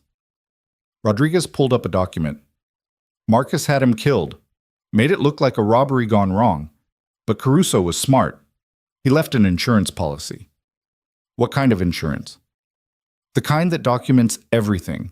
Financial records, recorded conversations, photographs of meetings. Caruso gave it all to his lawyer with instructions to release it if anything happened to him. Lawyer's been sitting on it for 6 months, too scared of Marcus to do anything." Clara moved closer, reading over Evan's shoulder. "So we get the lawyer to release it." "Already tried. Lawyer's terrified. Said he'd rather go to prison for obstruction than cross Marcus Lane." Rodriguez shook his head. "But here's the thing. The lawyer's daughter is getting married next month. Small ceremony, private estate, very exclusive, and Marcus is invited." Evan saw where this was going.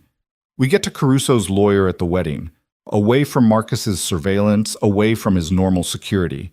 Make him understand that Marcus is going down either way, and he can either be part of the solution or get buried in the rubble." "Exactly. But there's a problem." Rodriguez pulled up another document. "The wedding is invitation only, and security is being handled by Marcus's people. He's paranoid after what happened at the beach house. Nowhere he goes now is without at least 6 armed guards." "Then we need an invitation." Evan looked at Clara. "You were married to him. You know his social circles? Who's getting married?" "Jonathan Brenner's daughter. Old money family, very connected." Clara's eyes widened. "Evan, the Brenners and Marcus go back decades. There's no way they'd give us an invitation after everything that's happened." "We don't need them to give it. We need to take it." Evan's mind was already working through scenarios. "Rodriguez, can you get us the guest list?" "Give me 4 hours." While Rodriguez worked his contacts, Evan placed a call to Kowalski. The grizzled Marine answered on the first ring, and Evan could hear traffic in the background. "Talk to me." "I need a team. 3 people, maybe 4. Experienced, trustworthy, willing to bend some laws for a good cause." "What kind of laws we talking about?" "Trespassing, maybe impersonation. Nothing violent. We're crashing a wedding to get evidence that'll take down Marcus Lane." Kowalski whistled low. "That's ballsy. I like it. Give me the details. I'll round up some of the old crew." By evening, the plan was taking shape. Rodriguez had obtained the guest list, 242 people, including several senators, a federal judge, and enough wealth to fund a small country. Among them was Gregory Haynes, Marcus's lawyer who'd be attending with his wife. "Haynes is the secondary target," Evan explained, spreading photos across the table. "If we can't get to Caruso's lawyer, we lean on Haynes. He knows everything about Marcus's operation. We get him on record admitting to obstruction, witness tampering, conspiracy, anything that breaks attorney-client privilege." Morrison, who'd arrived for the planning session, looked skeptical. You're talking about orchestrating a sting operation at a private wedding. Without official authorization. If this goes wrong, you'll all be arrested. If this goes right, we get enough evidence to destroy Marcus completely. Worth the risk. Evan met her eyes. Unless you want to do this officially, get warrants, subpoenas, go through proper channels, you know that'll take months, and Marcus's lawyers will fight every step. Morrison was quiet for a moment, clearly wrestling with her conscience. What do you need from me? Nothing official. But if we happen to record something useful, it would be a shame if the FBI didn't receive an anonymous tip about where to find it. Morrison almost smiled. I can work with anonymous tips, but Turner, if anyone asks, I knew nothing about this conversation. The wedding was in 3 days. Kowalski assembled his team, 3 former Echo Division members who'd scattered after Istanbul but still remembered what they'd stood for. Marcus, who'd been a sniper and still had the steady hands. Elena, who'd handled infiltration and spoke 6 languages. And James, their technical specialist who could hack a toaster if properly motivated. They met at a storage facility Kowalski owned, spreading blueprints of the Brenner estate across a work table that had seen better days. The property was massive, 20 acres of manicured grounds, a main house that could host 200 guests, and security that would make the Secret Service proud. We're not fighting our way in, Evan emphasized. This is infiltration, not assault. We blend, we observe, we record. When we have what we need, we extract. Clean, quiet, professional. Marcus, the former sniper, pointed to the estate's perimeter. Security cameras every 50 feet, motion sensors on all access points, and Marcus's personal detail will be sweeping constantly for threats. So we don't come in as threats. We come in as guests. Evan pulled up the profiles Rodriguez had compiled. There are 6 couples on the guest list who RSVP'd yes, but have never met the Brenners personally. Business associates, political connections, the kind of people who get invited for appearances. We pick 2 couples, intercept them before they arrive, and take their place.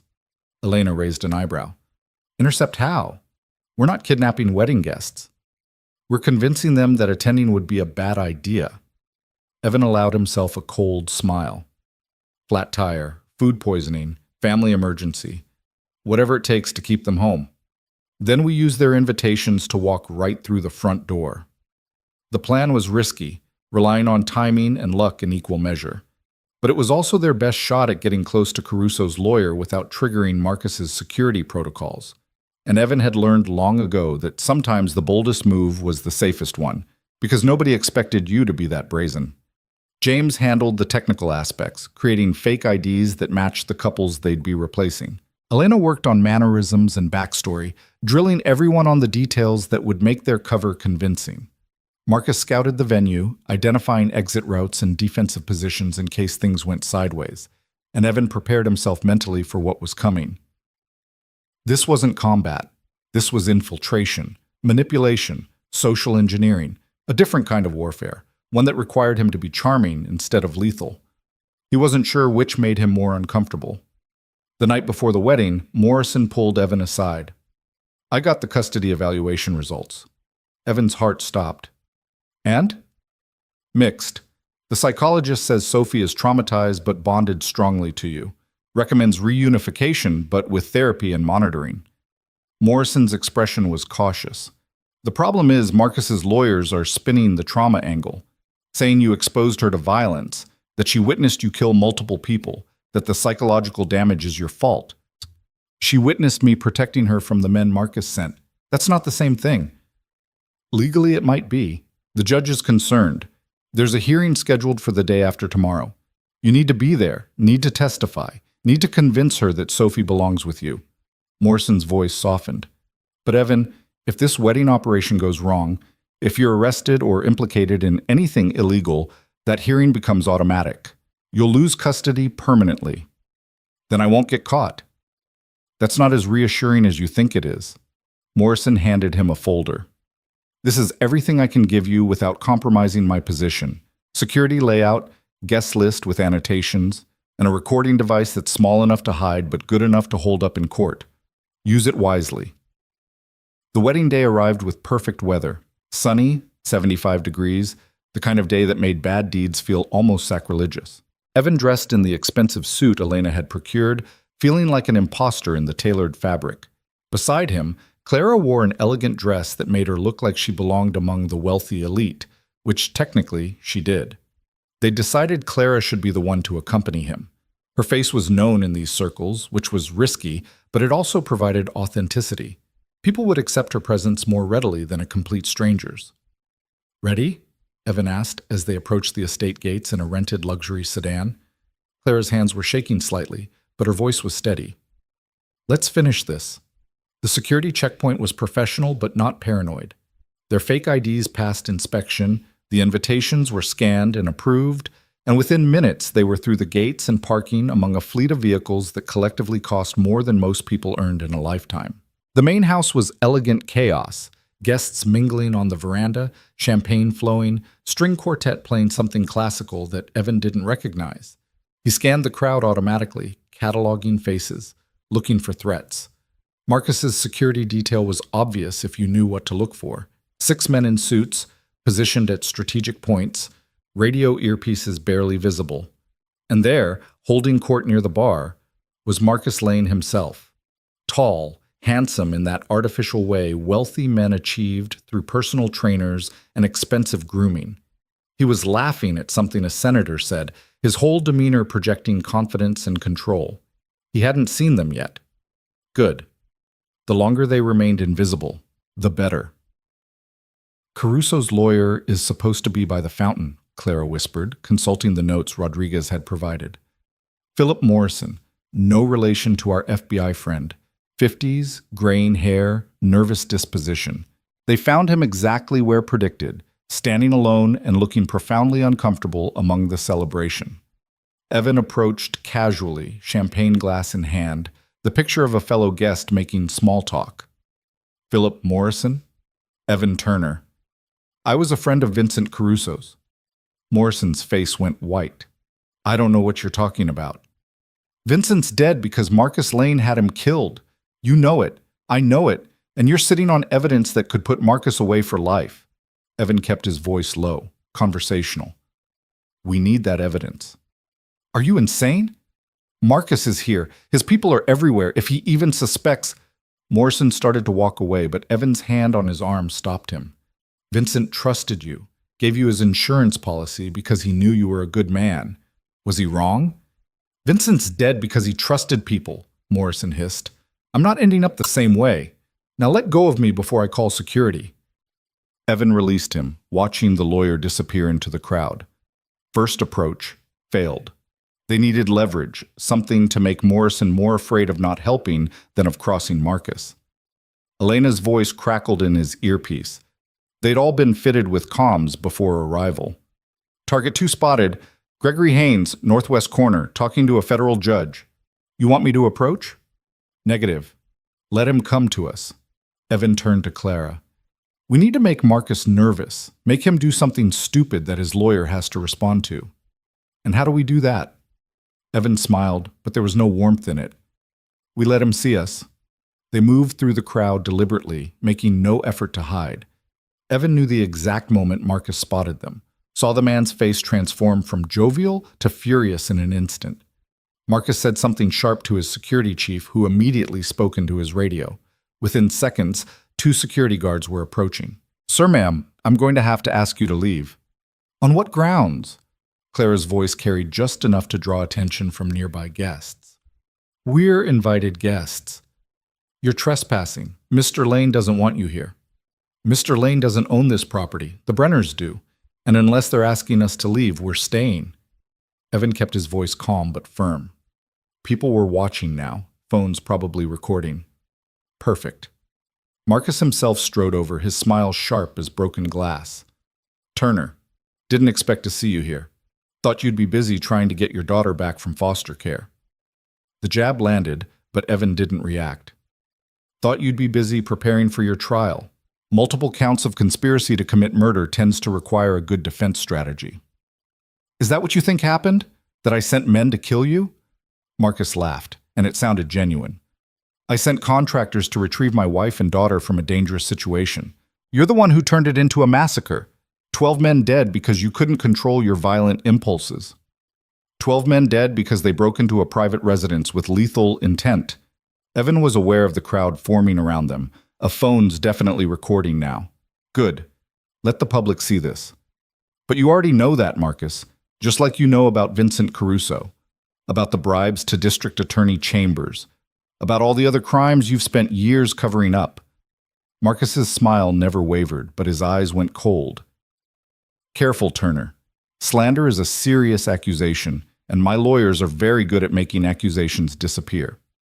Speaking of lawyers, where's Gregory Haynes? I'd love to ask him about attorney-client privilege, specifically whether it applies when the client is actively committing crimes. Evan raised his voice slightly. Or maybe we should ask Philip Morrison about Vincent Caruso's insurance policy, the one documenting all of your criminal activities. He saw it. The brief flicker of fear in Marcus's eyes before the mask reasserted itself. Morrison's name, Caruso's insurance policy. Marcus hadn't known Evan was aware of those details, which meant there was a leak in his organization, or the information was more accessible than he'd thought. Security, Marcus said quietly. Remove these people. Now. But before the guards could move, a new voice cut through the tension. Is there a problem here? Gregory Haynes had arrived, drawn by the commotion. Up close, the legendary lawyer looked exactly like his reputation, silver-haired, impeccably dressed, with eyes that calculated angles and advantages with terrifying speed. No problem, Marcus said smoothly. Just some uninvited guests who are leaving. Actually, Mr. Haynes, I was hoping to speak with you. Evan pulled out his phone, where James had loaded a particularly damning recording. I have audio of you discussing witness intimidation with one of the men who attacked the beach house. Before he died, he was very talkative about who hired Aegis Solutions and how the legal strategy was designed to protect Marcus no matter what. It was a bluff. They had no such recording, but Haynes didn't know that, and the flicker of uncertainty in his expression was all the confirmation Evan needed. That's impossible. There's no such recording. Isn't there? Because I'm looking at a transcript right now. Your voice, discussing how to discredit Clara's testimony, how to make the dead contractors look like victims, how to ensure District Attorney Chambers buried any evidence that pointed to Marcus. Evan met Haynes's eyes. How much of that is attorney-client privilege, and how much is conspiracy to obstruct justice? Haynes looked at Marcus, who was no longer smiling. The mask had cracked, revealing the rage underneath. This is harassment. I want them arrested. On what charge? Clara stepped forward, her voice carrying across the gathered crowd. Telling the truth? Marcus, everyone here knows what you are, a bully who uses money and violence to get what he wants. But you made a mistake when you came after my daughter, when you tried to hurt Evan and Sophie. Because now we're not scared anymore. We're angry, and we're not stopping until you're behind bars where you belong. The crowd was murmuring now, phones recording every word. This was exactly what Marcus hated. Public scrutiny, his reputation being challenged in front of his peers. Evan watched the calculation happening behind the man's eyes, watched him decide that the cost of making a scene was higher than the cost of letting it go. Enjoy your freedom while it lasts, Marcus said quietly, because when I'm done with you, you'll have nothing. No daughter, no reputation, no life. I'm going to destroy you so completely that people will forget you ever existed. You're welcome to try. Evan's voice was ice. But fair warning, every person you've bribed, every crime you've committed, every skeleton you've hidden, I'm going to drag it all into the light. And when I'm done, you won't have enough friends or money to save you. Marcus turned and walked away, his security detail forming a protective barrier. But the damage was done. The crowd had heard everything. Phones had recorded everything. By tonight, it would be on social media, news sites, everywhere. And in the chaos of the confrontation, nobody noticed Philip Morrison slip away from the fountain and disappear into the house. Elena's voice in Evan's earpiece. Morrison's moving. Second floor, east wing. I'm following.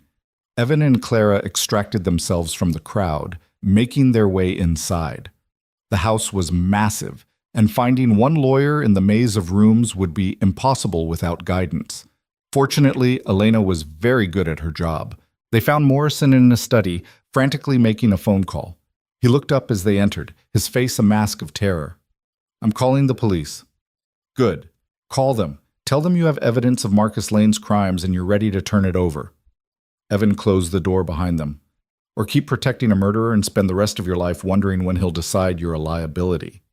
Morrison's hand was shaking so badly, he almost dropped the phone. You don't understand. Marcus has people everywhere. Police, judges, prosecutors. I turn over that evidence. I'm dead within a week.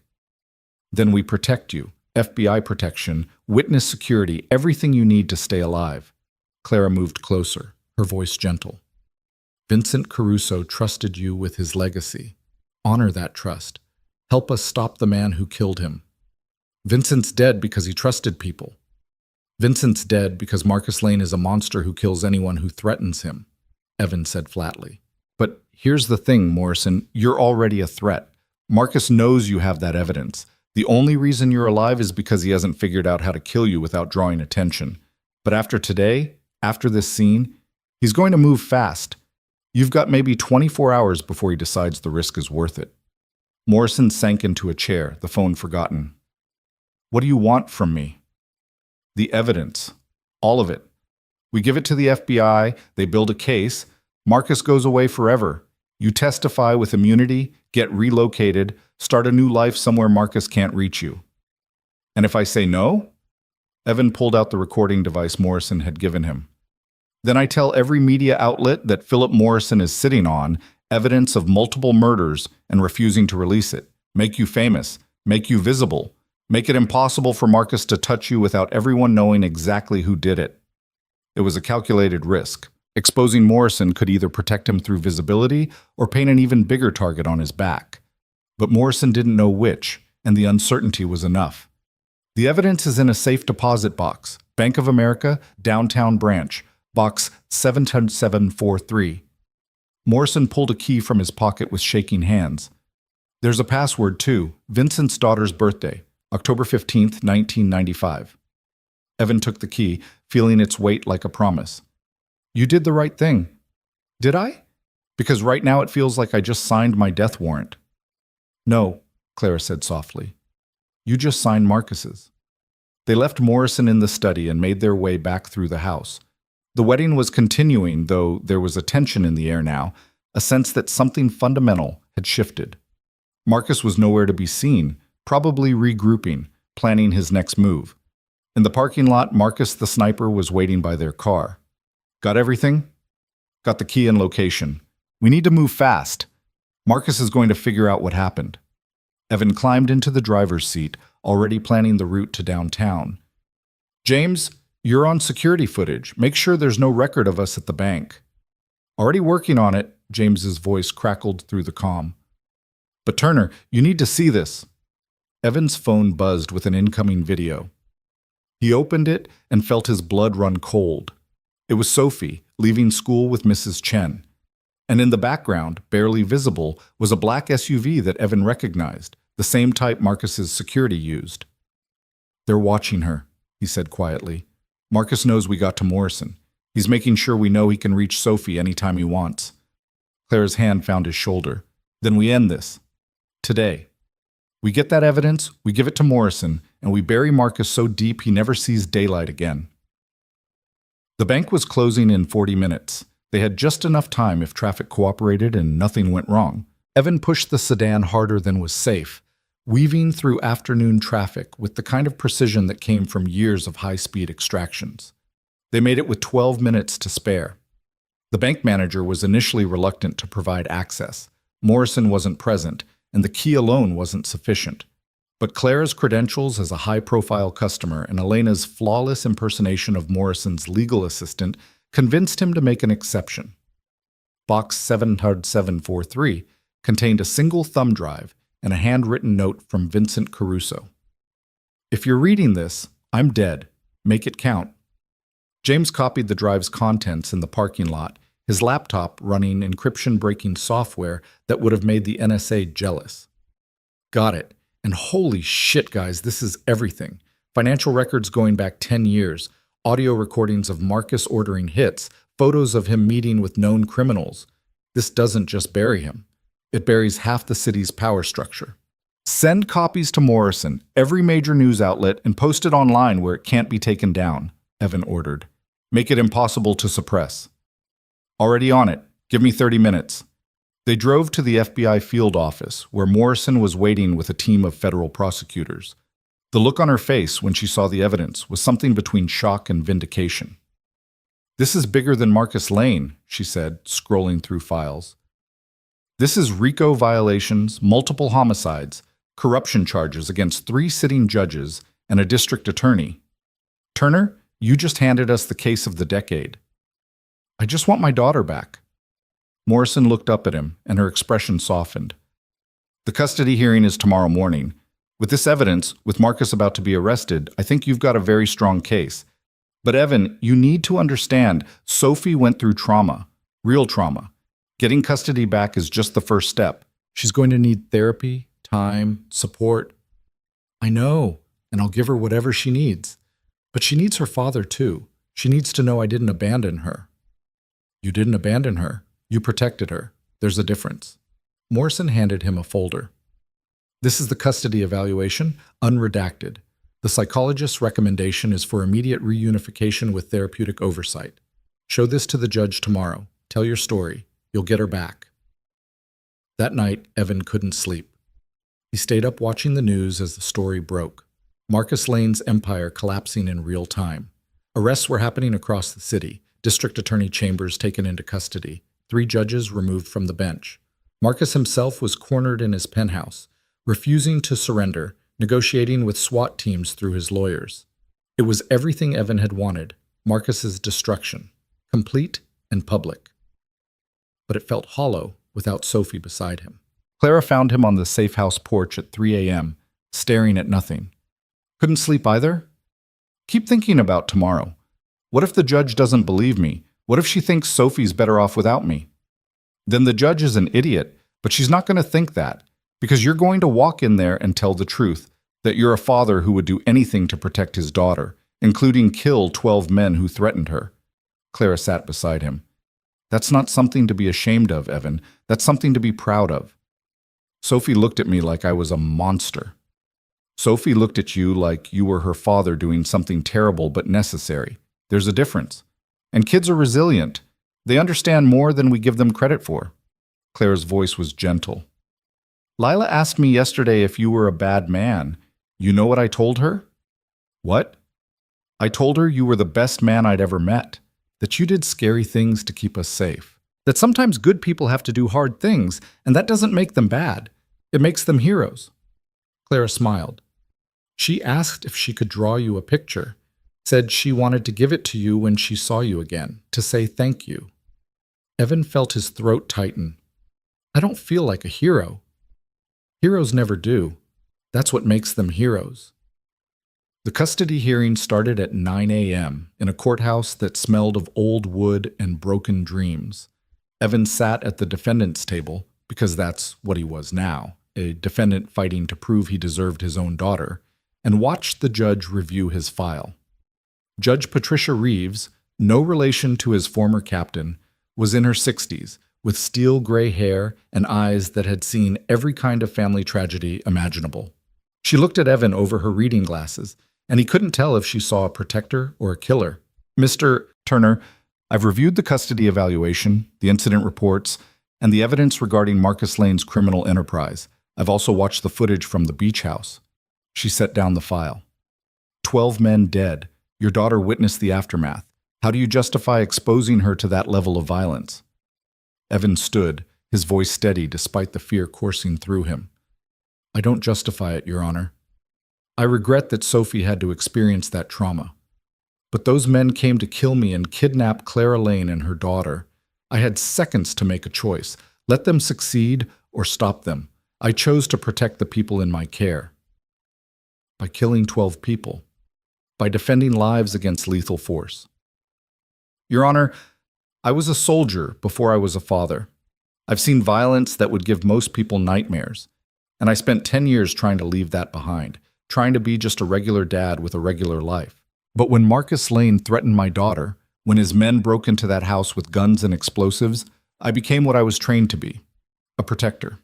Not because I wanted to, but because I had to. Judge Reeves was quiet for a moment. The evaluation says Sophie is deeply bonded to you, that she's traumatized by separation more than by what she witnessed. Is that accurate? Sophie is my whole world. She's been with me every day of her life since her mother died in childbirth. We're not just father and daughter, we're a team, a unit. Taking her from me doesn't protect her. It destroys the one stable thing in her life. And what happens the next time someone threatens you? Do you kill them too? I hope there is no next time. But Your Honor, if someone threatens my daughter, if they come at her with violent intent, then yes, I will do whatever is necessary to protect her, just like any parent would. Most parents don't have your skill set. No, they don't. And most parents haven't had to make the choices I've made. But that skill set is also why Sophie is alive. Why Clara Lane and her daughter are alive. Why 43 hostages in Istanbul came home instead of in body bags. Evan's voice was firm. I'm not a perfect father. I've made mistakes. But I love my daughter more than anything in this world, and I will never stop fighting to keep her safe. Judge Reeves looked at him for a long moment, then at the files, then back at him. Mr. Turner, this court recognizes that you acted in defense of yourself and others. The evidence clearly shows that Marcus Lane orchestrated an assault on that beach house with lethal intent. However, this court also recognizes that Sophie experienced significant trauma. Evan's heart was hammering so hard he could barely hear over it. Therefore, custody is restored to you, effective immediately. However, Sophie will undergo trauma counseling twice a week for the next 6 months, and you will participate in family therapy sessions. Additionally, Child Services will conduct monthly check-ins to ensure Sophie's well-being. Any failure to comply will result in immediate review of this custody arrangement. Do you understand? Yes, Your Honor. Thank you. Don't thank me, Mr. Turner. Just be the father Sophie needs. Court is adjourned. Evan stood there for a moment, not quite believing it. After everything, the violence, the fear, the legal battles, he was getting Sophie back. Today. Now. Mrs. Chen was waiting outside the courthouse with Sophie. The moment his daughter saw him, she broke free and ran, and Evan dropped to his knees to catch her. She hit him like a freight train, her small arms wrapping around his neck, her face buried in his shoulder. Daddy, Daddy, I missed you so much. I missed you too, baby, every second of every day. Evan held her tight, feeling tears stream down his face and not caring who saw. I'm so sorry you had to go through that. I'm so sorry I couldn't protect you from all of it. Sophie pulled back to look at him, her hands on his face. You did protect me. You saved me and Lila and Clara. Mrs. Chen told me what happened, how the bad men came and you stopped them. Her voice dropped to a whisper. Were you scared? Terrified. Not for me, but for you, the thought of something happening to you. Evan couldn't finish the sentence. But nothing happened, because you're the bravest daddy in the whole world. Sophie hugged him again. Can we go home now? I want to sleep in my own bed and eat your pancakes and just be normal again. Yeah, sweetheart, we can go home. They collected Clara and Lila from the safe house, and Morrison provided an escort back to Evan's apartment. The building looked exactly the same, but everything felt different. The guards were gone, the danger passed. Marcus Lane was in federal custody, denied bail, facing charges that would put him away for life. It was over. Really, truly over. That evening, after Sophie was bathed and fed and tucked into bed with her bear, Evan stood in her doorway watching her sleep. Clara appeared beside him, Lila already asleep in her arms. We should go, Clara said quietly. Let you two have your space. Stay. The word came out before Evan fully thought it through. It's late. You're both exhausted. Stay the night. Tomorrow we can figure out what comes next, but tonight, just stay. Clara looked at him, and something passed between them. Understanding, maybe, or recognition of what they'd been through together. Okay, we'll stay. They put Lila in the spare bedroom, and Clara took the couch despite Evan's protests. He tried to sleep, but couldn't, his mind still processing everything that had happened. So he made coffee and found Clara already awake in the kitchen. Can't turn your brain off either? She asked. Something like that. Evan poured 2 cups. What happens now, with you and Lila? I testify against Marcus. Help put him away for good. After that, Clara shrugged. I don't know. Start over, I guess. Figure out who I am when I'm not Mrs. Marcus Lane. or a woman in hiding. You could stay in the city. You have friends here. A life. A life Marcus destroyed. Every place I go, I'll remember what he did, what he tried to do. Clara looked at him over her coffee. But maybe that's okay. Maybe those memories are proof I survived. That we all survived. We did more than survive. We won. Evan allowed himself a small smile. Marcus is going away forever. D.A. Chambers is being prosecuted. The evidence you provided is going to reshape the city's power structure. And you got Sophie back. That's what matters most. Yeah. Evan looked toward his daughter's room. She's going to need therapy, time, but we'll get through it. We always do. Clara set down her cup. Evan, I need to say something. What you did for us, for me and Lila, I can never repay that. You could have walked away, taken Sophie and run. But you stayed, you fought, you saved us. I did what anyone would do. No, you did what heroes do, and I'll never forget that. Clara stood, moving closer. My father told me once that he knew you were special because you cried. Because despite everything you'd been through, everything you'd done, you still felt, still cared. I understand that now. She kissed him. Just briefly, just a touch of lips that carried gratitude and possibility and the beginning of something neither of them had been looking for. When she pulled back, Evan's heart was hammering for entirely different reasons than combat. Clara, don't overthink it. Don't make it complicated, she smiled. We've both been through hell. We've both got damage and trauma and healing to do. But maybe, when the dust settles, when things are normal again, we figure out what this could be. I'd like that. Me too. Clara squeezed his hand. But right now we just focus on the kids, on Sophie and Lila, on making sure they grow up feeling safe and loved. Everything else can wait. Everything else can wait, Evan agreed. 3 weeks later, Marcus Lane's trial began. It lasted 14 days, and the verdict was never in doubt. Guilty on all counts: conspiracy to commit murder, racketeering, witness tampering, corruption. The judge sentenced him to life in prison without possibility of parole. Evan watched from the gallery as Marcus was led away in chains and felt nothing. No triumph, no satisfaction, just relief that it was over. Sophie's therapy was going well. She had nightmares sometimes, woke up crying and needing reassurance that the bad men were gone. But she was laughing again, playing again, being a kid again. The psychologist said she was resilient, that with time and support she'd recover completely. Lila and Sophie had become inseparable. They had play dates twice a week, sleepovers on weekends.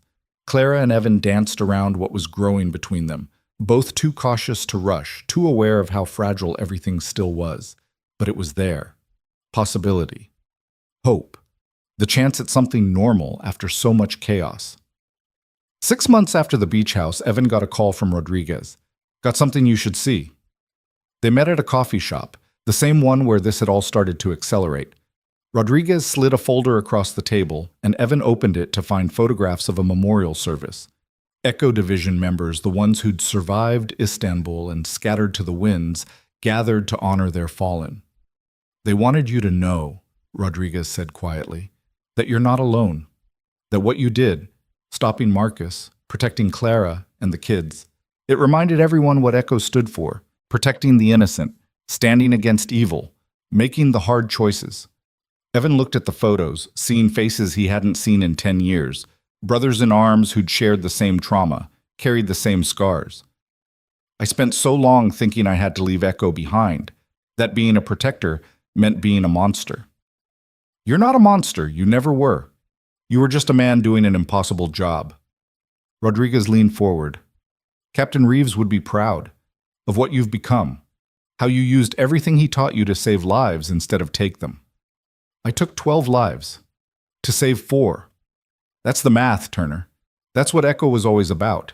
Sometimes good people have to do terrible things so that innocent people can live. You made peace with that once. Time to make peace with it again. Evan closed the folder, feeling something settle in his chest. Not peace exactly, but acceptance.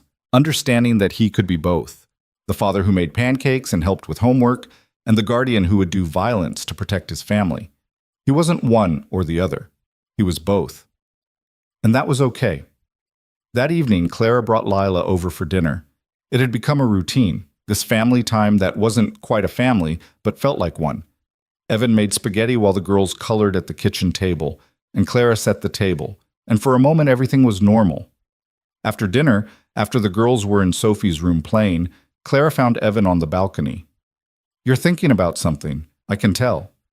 About second chances, about how we get to start over when so many people don't. We earned this second chance, fought for it, survived things that should have destroyed us." Clara took his hand. "My father used to say that life gives you exactly what you can handle. No more, no less. And if you're still standing after it all, that means you were strong enough all along. Your father was a wise man." "He was. And he'd be happy knowing his daughter found someone like you. Someone who understands that protecting the people you love isn't weakness. It's the strongest thing you can do." Evan pulled her closer, and they stood there watching the city lights, listening to their daughter's laughter drift through the open door. It wasn't perfect. There were still nightmares, still therapy sessions, still moments when the past rose up to haunt them. But it was real. It was theirs. And after everything they'd been through, that was enough. Sophie appeared at the door, Lila beside her. "Daddy, can Lila stay over tonight, please?" Evan looked at Clara, who nodded. "Sure, kiddo, but that means Clara stays too. We don't leave Lila without her mom." "Yay!" Both girls cheered and disappeared back into the bedroom. Clara raised an eyebrow. "Smooth. Using the kids to convince me to stay. Did it work?" "Maybe." She smiled. "But I'm taking the couch again." "The couch is yours. For now." They both understood what that meant, that eventually when the healing was further along, when the trauma had faded enough to make room for new beginnings, there would be no more couch, no more careful distance, just two people who'd survived hell together and chosen to build something beautiful from the ashes. But that could wait. Tonight was for being present, for appreciating what they had, for watching their daughters play without fear. Evan Turner had been a lot of things in his life. A soldier, a killer, a survivor, a father. And now maybe he was getting the chance to be something new, a man at peace with his past, present in the moment, and hopeful about the future. The Guardian had done his job. The war was over. And somehow, against all odds, everyone he'd sworn to protect had made it through alive. That was enough. That was everything. As night fell over the city, as Sophie and Lila's laughter echoed through the apartment, as Clara's hand found his in the darkness, Evan allowed himself to believe it. They were safe. They were together. They were home. And maybe, just maybe, that meant the story had a happy ending after all.